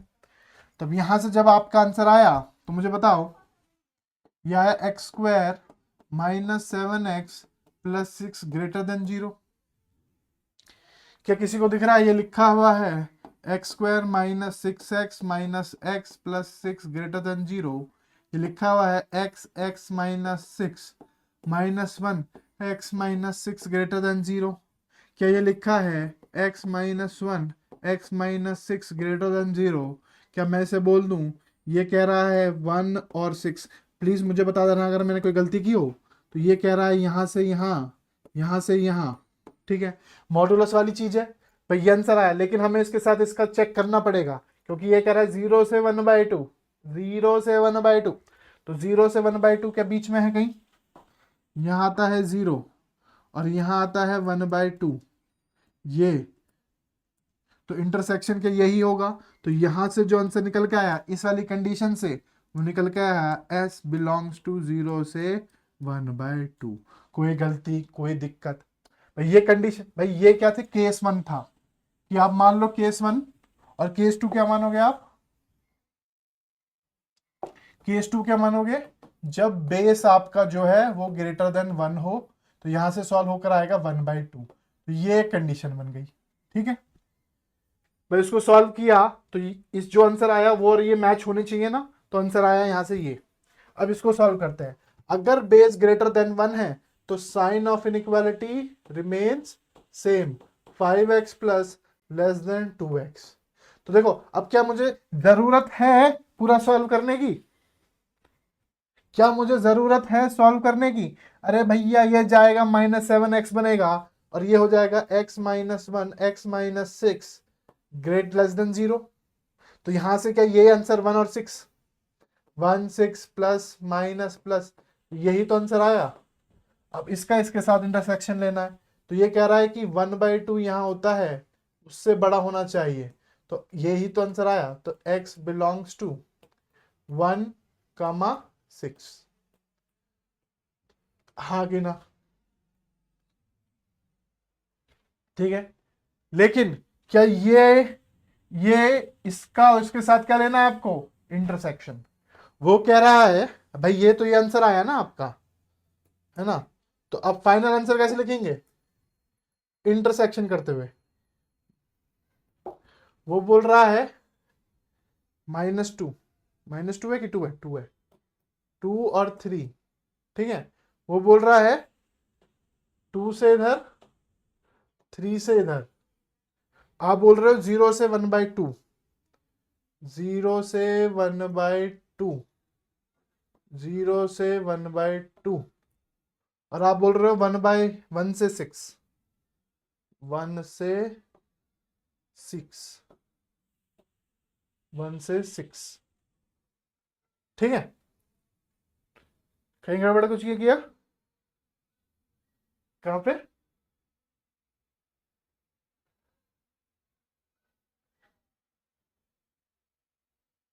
करेक्ट। तो हाँ, इसलिए मैं बोल रहा हूं कि आप इसका यही कर सकते हो। एक तो तरीका यही है कि आप क्या करो, जो यहां से आंसर आया है उसका सीधा इसके साथ इंटरसेक्शन ले लो। भाई इसका इसका इसको बोलो कंडीशन 1, और I will write like this, answer 1, और इसको लिख दो आंसर 2, और इसको लिख दो आंसर 3। तो आप ये ले लो आंसर 1 इंटरसेक्शन आंसर 2। तो जैसे ही आप लिया, तो वही मैं बताना चाह रहा था कि ये 2 और 3 है, ये कह रहा है 2 से इधर 3 से इधर, तो ये आ रहा है आपका 0 1/2 इधर आएगा इसके बीच में। तो इंटरसेक्शन पार्ट यही हुआ, तो यहां से तो आंसर यही निकल कर आया 0, 1/2, है ना। यहां से क्या निकल कर आएगा, यहां से 1/6, और इसका इंटरसेक्शन जब आप लोगे -2 सॉरी 2 3 इधर इधर, और ये 1 इधर, और ये 6 इधर, तो ये निकल कर आएगा दैट इज 1,2 यूनियन 3,6। कोई दिक्कत किसी को? और आंसर क्या होगा इन दोनों का यूनियन। तो फाइनल आंसर क्या आ जाएगा, 0,1/2 यूनियन 1/2 यूनियन 3,6। कोई गलती तो नहीं की मैंने? ठीक है, ऐसे आप बढ़ेंगे आगे। क्या बात समझ में आती है? क्या बात समझ में आती है? ये जो है ना, ये इसका हर एक के साथ इंटरसेक्शन ले लें, ठीक है। या आप इसका यूनियन लेके फिर फाइनल इंटरसेक्शन ले लेते, वो भी आपका एक फंडा बन जाता, ठीक है। तो करना कुछ नहीं है, बेस कंडीशन लिखनी है। अगर वेरिएबल है ये नीचे 2x, तो आपको उसकी कंडीशन लिखनी है, और फाइनल जो आंसर आएगा उसका इसके साथ इंटरसेक्शन लेना है। इसका इंटरसेक्शन तो लेना ही पड़ेगा, देख लें।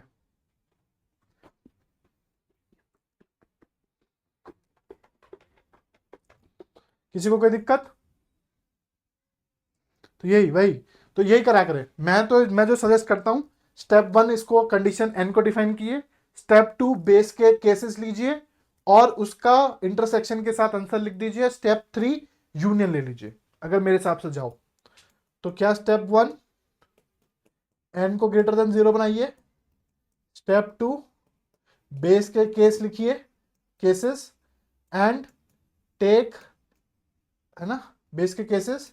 स्टेप 3, यहां से आंसर 1 आएगा, यहां से आंसर 2 आएगा, take intersection of answer 1 answer 2।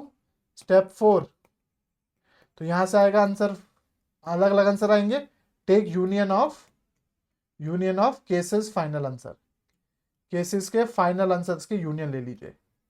ये 4 मेथड, ठीक है। बड़े आगे लिख लो, एक और क्वेश्चन कराता हूं उस पर, फिर आगे बढ़ेंगे।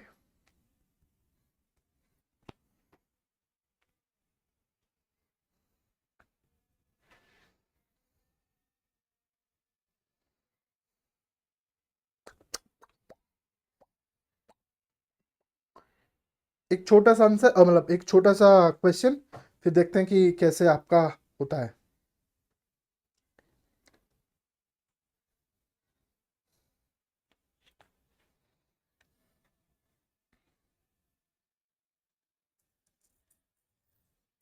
बड़े आगे, एक और क्वेश्चन करते हैं, तो ये वाला ट्राई करेंगे, देखते हैं कैसे होता है। बढ़ो आगे।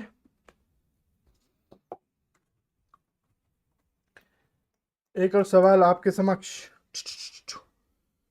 log x cube minus x square minus 2x less than 3, x cube minus x square less than 3। तो स्टेप 1 क्या कहता है, मेरे साथ करो, मेरे साथ, अरे बहुत क्वेश्चन देंगे यार। स्टेप 1 क्या कहता है, स्टेप 1 कहता है n has to be greater than 0। पहले तो उसको बनाओ, x cube minus x square minus 2x has to be greater than 0। इसको बनाते ही x की खुशबू आ रही है, एक्स कॉमन ले लूं तो ये बना x square minus x minus to greater than zero. अरे सर ये क्या लिखा हुआ है, ये लिखा हुआ है x minus two x plus one greater than zero. कितने को आया, x square minus x minus to क्या लिखा हुआ है, एक्स माइनस टू और एक्स प्लस टू, देखो one one.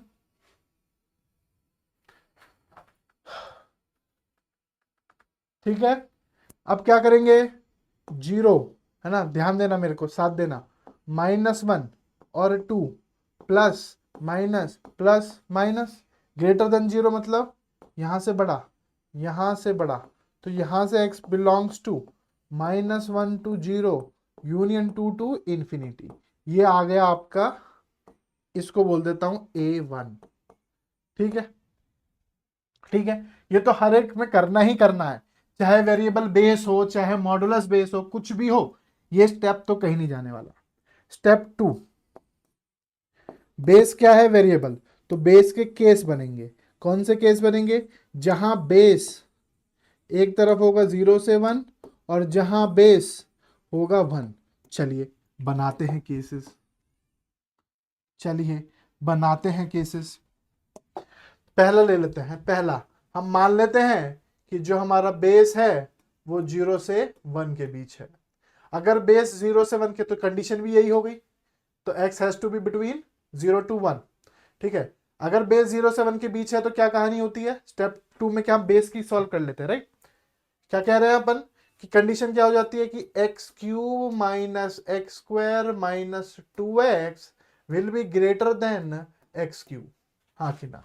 Sign of equality changes, तो देखो छम्मा छम्मा हुआ एक्स क्यूब, अरे यार ये ढंग से लिखता हूँ, ढंग से लिखता हूँ, ढंग से, क्योंकि मैं यही गलती करता हूँ, गंदा लिखता हूँ तो वो वहीं गड़बड़ हो जाती है। Minus two x greater then x cube, किसी को कोई दिक्कत, भाई साइन ऑफ इक्वलिटी चेंजेस होगी, ये केस वन है हमारा, केस वन है ना, केस वन। ठीक है, तो एक्स क्यूब और एक्स क्यूब छम्मा छम्मा, अरे क्यूब छम्मा छम्मा, माइनस से मल्टीप्लाई किया तो ये हो गया x square plus two x less than zero. X square plus two x less than zero, x को कॉमन लिया, x plus to less than zero, तो यहां से आया minus two, zero plus minus plus zero, तो ये कह रहा है माइनस टू से जीरो, हमारा आंसर आना चाहिए 0 से 1। अरे ये 1 है यहाँ, ठीक है, हमारा ये कह रहा है 0 से 1, तो कोई आंसर ही नहीं आया, तो यहां से आंसर आया 5। क्या कहीं गड़बड़ तो नहीं किया मैंने,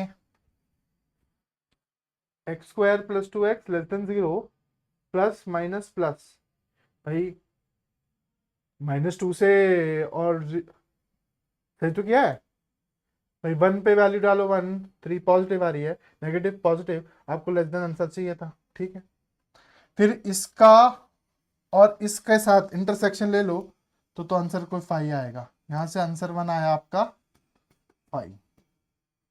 ठीक है, लेट्स सी, क्या पता ये आंसर दे दे।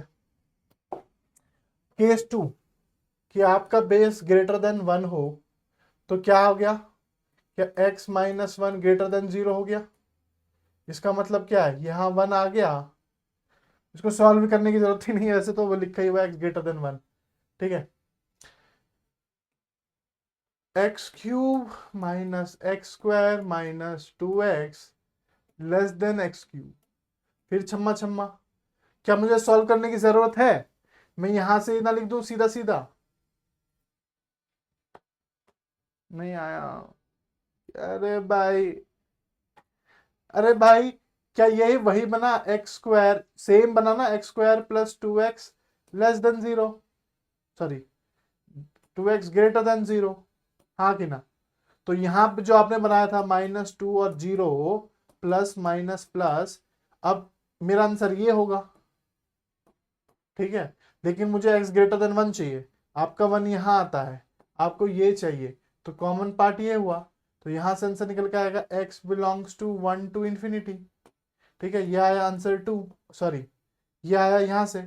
क्या इसका और इसका इंटरसेक्शन बताओ जरा, ये कह रहा है 1 से इंफिनिटी और आप कह रहे हो वहां -1 से 0 के बीच 2 से इंफिनिटी, ये कह रहा है 2 से इंफिनिटी, और आप कह रहे हो -1 से 0 के बीच, तो कोई बात ही नहीं कर रहा हूं मैं, तो आंसर ये आएगा, ये कॉमन। तो फाइनल आंसर 3 क्या आया, आंसर 2 आया, 2 कॉमा इंफिनिटी। ठीक है, तो फाइनल आंसर क्या आएगा आपका, इसका और इसका इंटरसेक्शन, तो आंसर आया आपका फाइनल, फाइनल आंसर क्या आएगा, 2 कॉमा इसलिए आंसर। ठीक है, कोई गड़बड़, -1 से 0, 1 से 0, ठीक है, ये बात समझ में आई।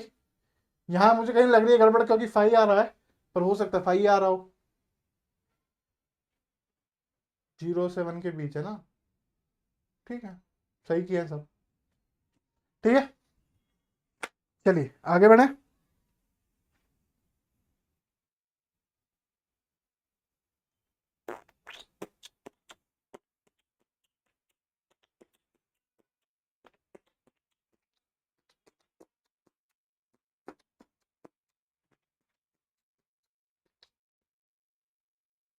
क्या चीज, हाँ, तो ऐसे ही मैं वही बोल रहा हूँ, ये स्टेप सही है, ये जो 4 स्टेप लिखवाए ना, n ग्रेटर देन 0 लिखो पहले, n ग्रेटर देन 0 लिख लो, इसको A1 मार्क कर लो, देन बेस की कंडीशन लिखो, पहला कंडीशन, दूसरा कंडीशन, वहां से आंसर आया, यहां से आंसर आया, इसका आंसर इसके साथ इंटरसेक्शन लेके लिख लो, इसका आंसर इसके साथ इंटरसेक्शन लिख लो, और फाइनली जो आंसर होगा वो आंसर 1 यूनियन आंसर 2 होगा।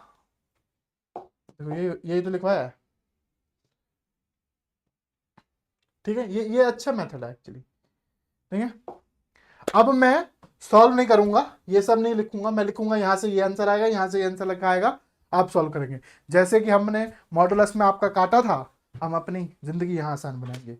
मैं क्यों कैलकुलेशन गलत करने का जिम्मा अपने पे लूं, मतलब आप करेंगे ना इसके साल, घर पे कीजिएगा, अच्छी बात है। कंसेप्ट समझ में आया, अब सब खत्म लॉग में, अब बस प्रैक्टिस है, अब मैं 2-3 साल और दे रहा हूं आपको, जिससे आप सोच पाए, otherwise everything is done fortunately. चलो इसमें और क्वेश्चन कराता हूं मैं, इसमें भी मॉडुलस ला सकता हूं, पर अभी कराते हैं। चलें आगे बढ़े, अगर आगे बढ़े तो मतलब ये सब रीवर्क बच जाएगा आपका, है ना, किसी एक बच्चे को समझ में आ जाएगा कि x ग्रेटर देन 1 पे क्या कहानी है बस इसकी, तो वो फट से यहाँ आंसर लिख देगा 1 2, मतलब समझ रहे हो ये वाली बात, ये वाला आंसर।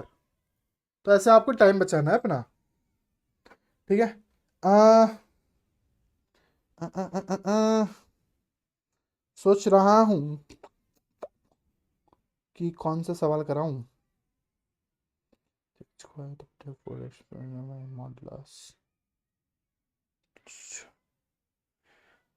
मैं सोच रहा हूं अपने पैर पे कुल्हाड़ी मारूं कि ना मारूं।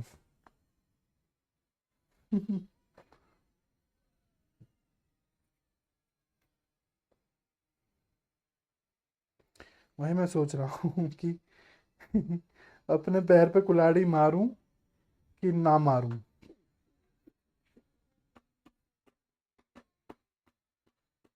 चलो मार लेते हैं, क्या ही है।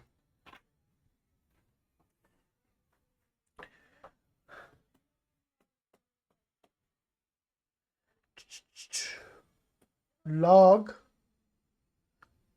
x plus 7/2 x minus 7 upon 2x minus 3 का स्क्वायर इज ग्रेटर देन और इक्वल टू 0। 4 स्टेप लगाएं, अब वही है, कई बार आपका स्टेप 1 आसान बन जाएगा, कई बार आपका स्टेप 2 और 3 में कहानी बन जाएगी, स्टेप 4 तो आंसर ही लिखना होता है, तो उसमें वैसे ही आपको कोई दिक्कत नहीं होनी चाहिए। हाँ जी सर, चलें करें, बड़े आगे। स्टेप 1, हाथ में खुजली हुई और लिखा step 1, n has to be greater than 0। आपने देखा यार, किसी का square is always positive, always either positive और जीरो। किसी का स्क्वायर इज ऑलवेज पॉजिटिव और जीरो। तो आपको चिंता सिर्फ जीरो की थी कि ये जीरो ना हो जाए, उसके अलावा कुछ भी हो जाए। तो जीरो की कब हो रहा है? जब x 7 हो जाएगा। तो x शुड नॉट बी 7। और ये डिफाइन कब नहीं होगा? जब x 3/2 होगा। तो ये दोनों ना हो, उसके अलावा ये ऑलवेज पॉजिटिव है, तो इसको सॉल्व करने की जरूरत नहीं है। So x belongs to real except 7, 3/2। हाँ कि ना? ये कंडीशन आ गई स्टेप 1। सोचो, अरे किसी का स्क्वायर हमेशा पॉजिटिव होता है कि नहीं होता? स्क्वायर का ही मतलब पॉजिटिव होता है, मॉड का मतलब हमेशा पॉजिटिव होता है, हाँ कि ना? अच्छा जी, स्टेप 2, कंडीशन कि x प्लस 7, है ना? तो कंडीशन बनाते हैं, बेस, है ना? भाई क्या होगा? बेस या तो 0 से 1 होगा, या बेस ग्रेटर देन 1 होगा। तो बनाते हैं, करते हैं, चलो। केस वन जहां बेस आपका जो है x प्लस 7/2, है ना?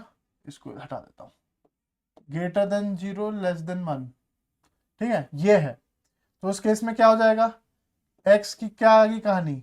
-7/2। और यहां से आएगा तो बताओ क्या आएगा? 1 - 7/2 कितना होता है? फटाफट से बताओ। 1 - 7/2 होता है 2 - 7, दैट इज -5/2। हाँ कि ना? तो आपका आंसर आना चाहिए -7/2 और -5/2 का, जब आप सॉल्व करो। बेस लेस देन 1 है, तो सही किया ना मैंने? हाँ। तो अब जो आंसर आना चाहिए वो इसके बीच में आना चाहिए।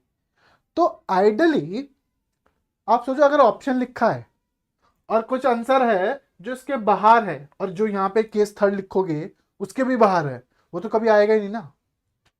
अरे भैया, अरे भैया, what I am saying is, case 2 क्या होगा कि x plus 7/2 will be greater than 0। तो x will be greater then -7/2। तो कोई एक आंसर अगर इसके और इसके रेंजेस के बाहर है तो आंसर होगा ही नहीं। तो स्मार्ट वे देख रहे हो आप, कहीं एलिमिनेट कर रहे हो कि नहीं कर रहे हो ऑप्शन को? 4 ऑप्शन में जो भी चीज इसके और इसके अलावा लिखी है उसको तो हटा ही दो, उसको तो हटा ही दो। और इसके, क्योंकि ये तो इंपॉर्टेंट है। तो देखो, एलिमिनेशन सीख रहे हो कि नहीं? तो इन 3 स्टेप से लिखने से ही आप ऑप्शन एलिमिनेट कर सकते हो। ठीक है, फिर आगे बढ़ो। भाई बेस 0 से 1 है, तो इसका मतलब क्या हो जाएगा कि sign of inequality changes. 2x - 3 का square, sign of inequality changes की पावर 1, दिस पावर 0 इज 1। तो यहां से आप सॉल्व कर लोगे, x - 7 2x - 3 का स्क्वायर -1 लेस देन 0। तो यहां से आएगा x - 7 का स्क्वायर -2x - 3 का स्क्वायर अपॉन 2x - 3 का स्क्वायर लेस देन 0। इसको सॉल्व करो यहां से। ठीक है, मैं नहीं कर रहा सॉल्व। हाँ, वैसे बस इसको ही सॉल्व करना है। इसका आंसर जो इसका छूटा हुआ होगा वही तो होगा। फिर यहां से सॉल्व कराओगे क्या मुझसे?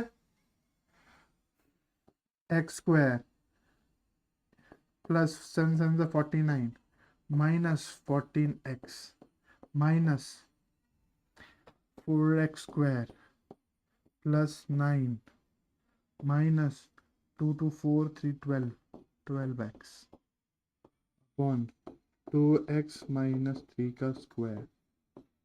अब सॉल्व कर लो यार। अब x² - 4x² क्या -3x²? 49 -9 is +40, -14x plus 12x is -2x upon 2x - 3 का स्क्वायर। यहाँ से सॉल्व किया तो 3x² plus 2x -40 greater than equal to 0 upon 2x - 3 का स्क्वायर। हाँ जी, इसको आप रूट इसके निकालो आप, है ना? इसको अब आप सॉल्व करेंगे, मैं लिख दे रहा हूं, अब ये थोड़ा गंदा बन गया है ना। यहां से आएगा एक आंसर, है ना, यहां से आएगा एक आंसर, और ये है A1।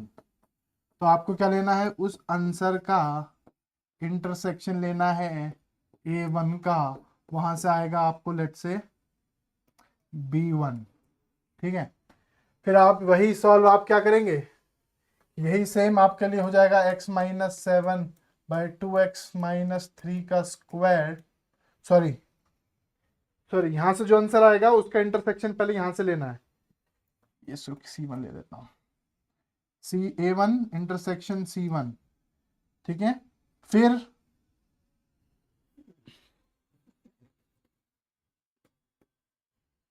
A1 will give you B1, इसका इंटरसेक्शन इसके साथ C1 के साथ, आंसर 1 का इंटरसेक्शन C1 के साथ का इंटरसेक्शन A1 के साथ, वो देगा आपको B1। फिर यहां से भी क्या sign of equality remain same, तो ये जो बचा हुआ पार्ट होगा वहां से आएगा आंसर 2, उसका इंटरसेक्शन इस कंडीशन के साथ C2 का इंटरसेक्शन A1 के साथ, यहां से आएगा B2। और फाइनली आपको क्या आंसर लिखना है, फाइनली आपको क्या आंसर लिखना है, फाइनली आंसर आपको क्या लिखना है, B1 यूनियन B2। हाँ कि ना, जब मुझे बताओ इसके फटाफट से रूट्स। हो सकता है कि फाई दे रहा हो पता चला सॉल्व किया आंसर आया फाई है ना। 3/2 को, अच्छा ये स्क्वायर है, याद करना, sign of inequality not changes, और डिनोमिनेटर भी है तो ओपन, है ना, less than equal greater than equal to 0 है, तो एक तो ओपन आएगा और साइन ऑफ इनइक्वालिटी चेंज नहीं होगा इस पे। ठीक है, इसका आंसर लिखूं मैं,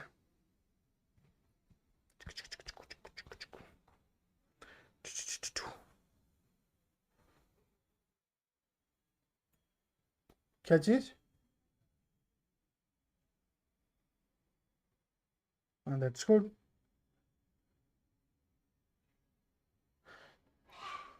दैट्स गुड अप्रोच।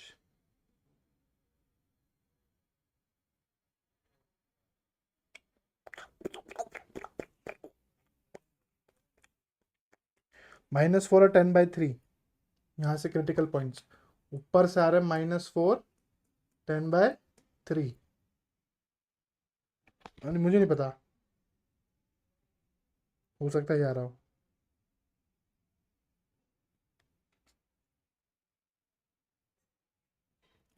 ये आ रहे हैं कि सबके -4 और 10/3,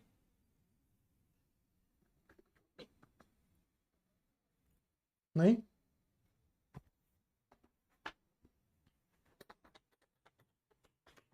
बड़े आगे बढ़े, अब निकाल लो आंसर। देखो इसमें एक और चीज मैं बताऊं, अगर आप एक और चीज देख सकते हैं, इतना इतना गंदा लिखने की जरूरत ही नहीं थी, है ना।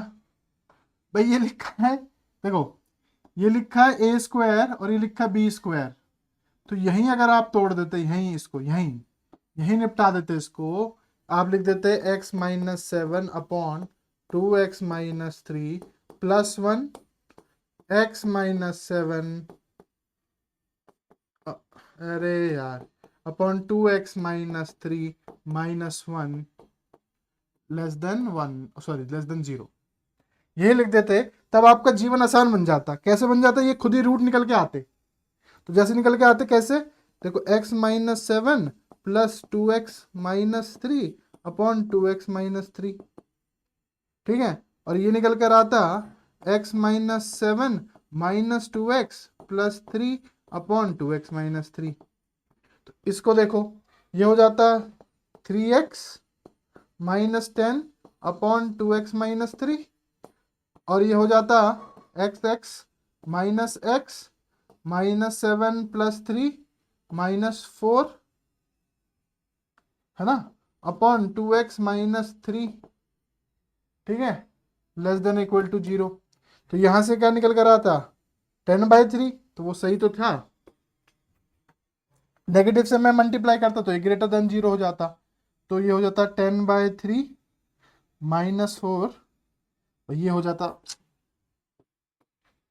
3x - 10 multiply by x + 4 greater than equal to 0 upon 2x - 3।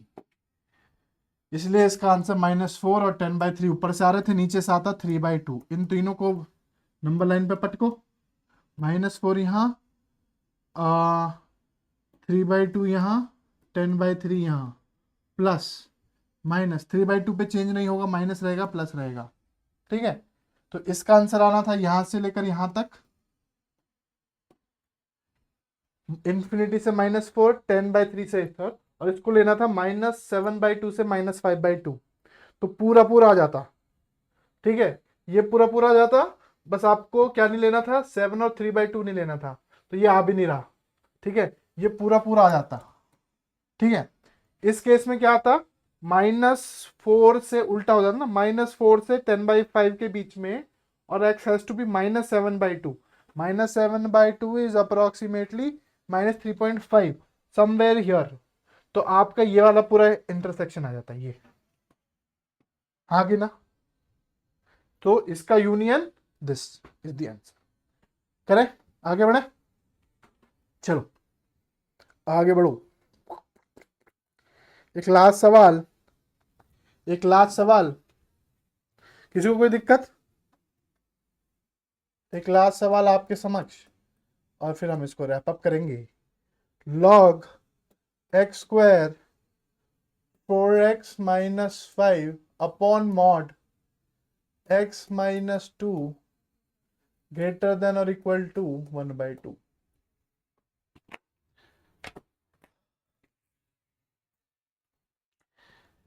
हाँ जी, स्टार्ट करें। अरे देखो इधर, देखो पहले इधर, क्या चीज,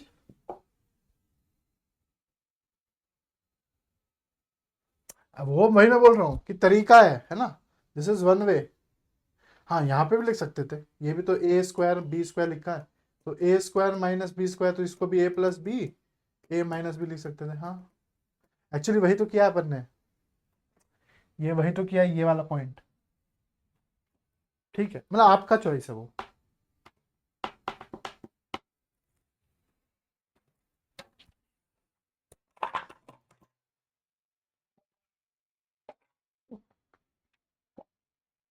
जनरली क्वेश्चन कैसे आते हैं, वही मैं बोल रहा हूँ। जनरली ऐसे आएंगे कि number of integral solution to this equation, number of integral solution to this equation, तो आपको जो भी आपका आंसर आया उसमें इंटीजर ढूंढ के देना है। जनरली ऐसे आते हैं सवाल, जनरली मैंने जो देखा है। हाँ, मतलब उसका पर्पस ये नहीं है, उसका पर्पस यही है कि आप इस पूरी कैलकुलेशन को कैसे शॉर्ट कर सकें, तो वो आपको अपनी ऑब्जर्वेशन से आएंगी चीजें। वही मैं बोल रहा हूँ, जितने सवाल ज्यादा सॉल्व करोगे उतना दिक्कत आएगी, वरना क्योंकि वही मैं बोल रहा हूँ, ये अब यही चीजें कठिन है। मतलब कंसेप्ट वाइज तो बस इतना सा है, ये और ये, लेकिन कैलकुलेशन हार्ड है। एक बच्चा कैलकुलेशन कर रहा है, एक बच्चा वो देख रहा है। भाई मैंने भी यही किया ना, फिर मैंने ये सोचा, तो वही वाली बात है, डिफरेंस है। ठीक है,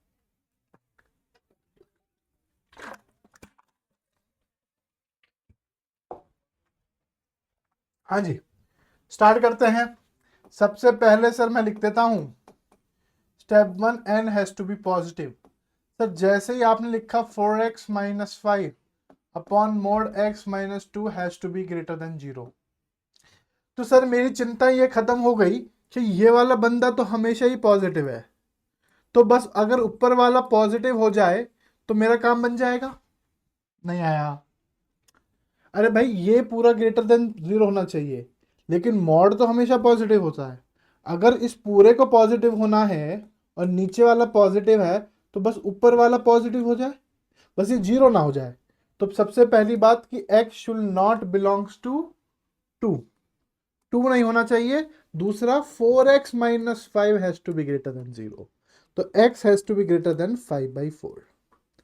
हाँ कि ना, तो आपका आंसर क्या आया, x belongs to 5/4 to infinity and -2। हाँ कि ना? ये आया? किसी को कोई दिक्कत? मैं यहां लिख देता हूं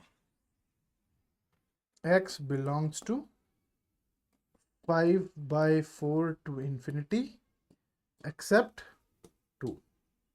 ठीक है, अब आ जाओ स्टेप 2 पे। स्टेप 2 पे कंडीशन। पहली कंडीशन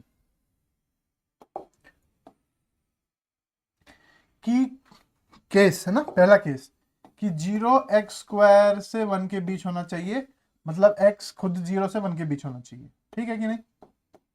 ये कंडीशन आई। इसको जब सॉल्व किया तो 4x - 5 अरे यार, अपॉन मॉड x - 2 का साइन उल्टा हो जाएगा और ये हो जाएगा x। ठीक है, ये इधर आएगा तो ये लिखा है 4x -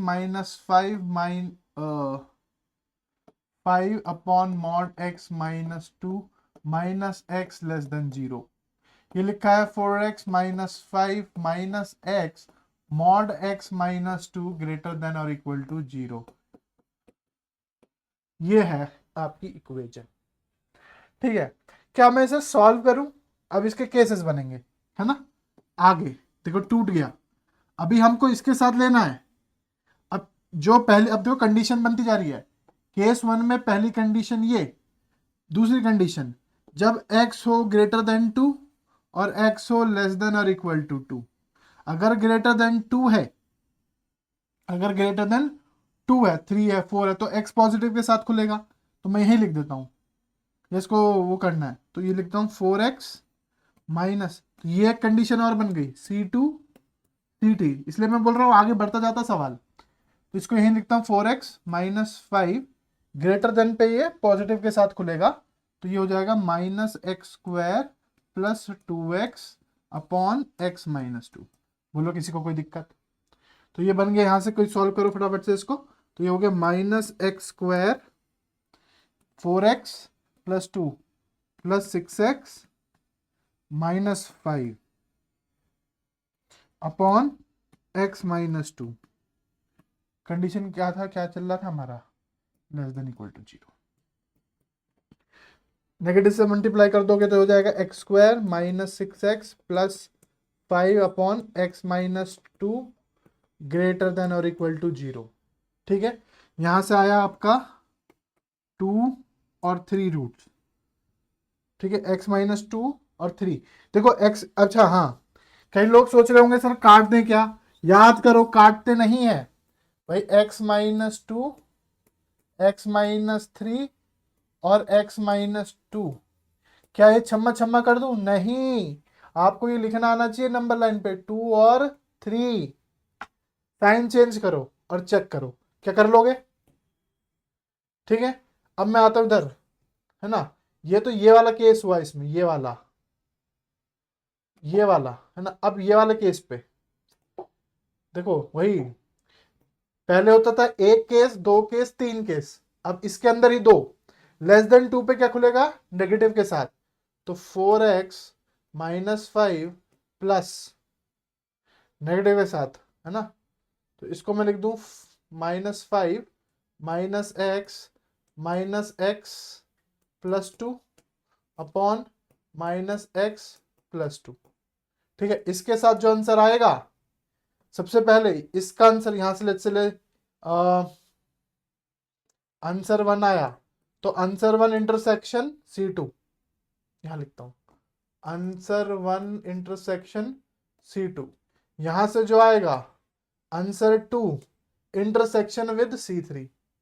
answer 1 intersection with C3, इन दोनों का यूनियन, इसका आंसर का इसका यूनियन, फिर इंटरसेक्शन विद इस पूरे का इंटरसेक्शन विद C1। हाँ कि ना? ये है केस 1। केस 1। फिर केस 2 क्या होगा कि जब आपका x² 1 के बीच हो, मतलब 4x - 5 mod x - 2 greater then x हो, तो यहां से आप उठाओगे चीजें, आप रिपीट नहीं करोगे बार बार। यहां से सारे कभी केस वही सेम बनेगा। नहीं आया भाई, केस वही सम जो छूटा हुआ है वो यहां भरेगा, लेकिन आपको वही केस लेना पड़ेगा 2 का और ग्रेटर देन 2 और लेस देन 2 का। तो यहां से एक आंसर आएगा, लेट्स से आंसर 3, ठीक है। और इसका इसके साथ इसको मैं बोल दूं C5 C6, तो आंसर 3 इंटरसेक्शन C5 यूनियन यहां से आएगा आंसर 4, आंसर 4 इंटरसेक्शन C6 उस पूरे का किसके साथ, इंटरसेक्शन विद, यहां से सॉल्व करोगे जो 0 greater than 1, sorry x greater than 1, x square greater than 1 आना चाहिए ना। तो ये इसका पूरे के साथ C7 इंटरसेक्शन C7 और उस पूरे का इंटरसेक्शन आपकी कंडीशन के साथ C1 है, क्या नाम है उसका, C1 इंटरसेक्शन C1। तो ये आएगा आपका K, ये आएगा K2, तो K1 union K2 will be the answer. ऐसे कॉम्प्लेक्स बनती हैं चीजें। समझ में आया, समझ में आया कि नहीं? घर जाके इसको ध्यान से लिखेंगे, एक एक स्टेप ध्यान से लिखेंगे और करेंगे। क्या बात समझ में आती है? क्योंकि ये जो आपने यहां मेहनत की है ना, वो सब यहां कॉपी पेस्ट हो जाएगी, ठीक है। पर कंसेप्ट नहीं बदला। क्या कंसेप्ट में चेंज हुआ? कंसेप्ट में कुछ चेंज नहीं हुआ, बस पहले एक केस बनते थे, अब केस के अंदर एक और केस बन गया, यहां पे भी ब्रांच टूट गई, तो बस एक और डंडा यहां खींचेगा, ठीक है भाई। पहले क्या होता था, स्टेप 1 हम यहां लिखते थे, फिर केस 1 केस 2, लेकिन अब यहां क्या हो गया, यहां पे भी एक छोटे केस आ गए मॉडुलस के, है ना। एक केस ये, एक केस ये, एक केस ये, तो इसका आंसर इसके साथ, फिर इसके साथ, फिर इसके साथ, इसका आंसर इसके साथ, फिर इसके साथ, फिर इसके साथ, as simple as that. Concept रही रहेगा, बट अप्रोचेस बदलती रहेगी। अब मुझे बताएं, क्या किसी को कोई दिक्कत? ठीक है, ये चैप्टर ये वाली चीजें जे की फेवरेट हैं, तो आपको इस पे बहुत, जे इज फेवरेट, ठीक है। आपको इस पे बहुत ज्यादा प्रैक्टिस करनी है, क्योंकि आप खुद ही देख लो कॉम्प्लेक्सिटी कैसी है ना। बहुत इजीली आपसे नहीं होंगे, जितनी ज्यादा प्रैक्टिस करोगे उतने आपको ऑब्जर्वेशन सीखने को बोल रहा हूं, मैं आपसे बोल रहा हूं, इसमें बहुत ज्यादा प्रैक्टिस लगेगी। सिंपल सी बात है, सिंपल सी बात है सर, इस पे तो बहुत ज्यादा प्रैक्टिस है, नॉन नेगोशिएबल। एटलीस्ट 100 सवाल सिर्फ और सिर्फ लॉग इनइक्वालिटीज पे मॉडुलस के साथ खेलना चाहिए आपको, सिर्फ और सिर्फ, ठीक है। इसी के साथ हम समाप्त करते हैं अपना लॉग का दी एंड। अब मुझे बताओ, किसी को कोई ऐसी दिक्कत? अब कैलकुलेशन और मैनिपुलेशन से तो मैं खुद ही घबराता हूं, पर मैं क्या बताना चाह रहा हूं कि प्रैक्टिस करोगे तो आ जाएगी। पर किसी को ऐसी चीज लग रही है जो ना समझ में आई हो, ठीक है। तो अपन के पास अब क्या बच रहा है, शीट। शीट सॉल्व करें पूरी। पेपर के भी तो कुछ क्वेश्चन बच रहे थे यार, पेपर भी नहीं सॉल्व कर पाए अभी तक। तो एडवांस वाले पैटर्न में ना आपका पूरा लॉग आएगा, पूरा बेसिक मैथ्स आएगा, इनइक्वालिटी सब आएगा, तो उसमें तो मैं आपके प्राण पर खिलूड़ उखाड़ दूंगा। हाँ, तो बुक में भी सॉल्व कर लो, बहुत सारे सवाल है इसके, तो उसी के लिए दिए गए हैं, ठीक है। शीट सॉल्व करते हैं अपन। चलिए जी, शीट खोलें, लॉगरिथम की शीट खोलें। क्या कर लिया था हमने कल शीट में? वो कल नहीं पढ़ पाए थे ना अपन, तो शीट का हमारे पे कैरेक्टरिस्टिक मेंटिसा वाला भी बच रहा है क्या? अरे यार, हाँ जी सर, चलिए शीट समाप्त करते हैं। वो तो मैंने बोला था सब करके लाना। हाँ, बेस बेस वेरिएबल वाले नहीं कर पाए होंगे, कोई बात नहीं, वॉच कर लेना, कोई बात नहीं, हम कल उठा लेंगे। जो भी कम क्वेश्चन बचेंगे, वैसे भी आपको प्रैक्टिस करनी है उसमें। भाई कैलकुलेशन ही गलत, मैं भी यही लिखूंगा, K1 इंटरसेक्शन K2 करके लिखूंगा, कैलकुलेशन तो ना करके दिखाऊंगा कि कैलकुलेशन गलती करी है। कैलकुलेशन के लिए आप देखो, फंडामेंटल बताऊंगा मैं, भाई मैं नहीं, भाई वेरिएबल बेस वाले के मैं नहीं करूंगा ये सब, मैं पूरी कैलकुलेशन नहीं करके दिखाऊंगा शीट में। मैं आपको बता दूंगा, देखो ये इसका आंसर, इसका जैसे ये लिखा है मैंने, सिंपल ना। अरे भाई कैलकुलेशन आप करो, मैं क्यों करूं? मुझे थोड़ा पेपर देना है। अब मैं वो नहीं कि पीपीटी में करके लाऊं, खट खट कर स्क्रॉल करके दे दूं कि देखो ये आंसर, वैसा काम मेरा है नहीं अब। ठीक है, चलिए। हाँ जी सर, एक्सरसाइज 1 में पहले चेक करेंगे, कहाँ तक कर लिए थे सर?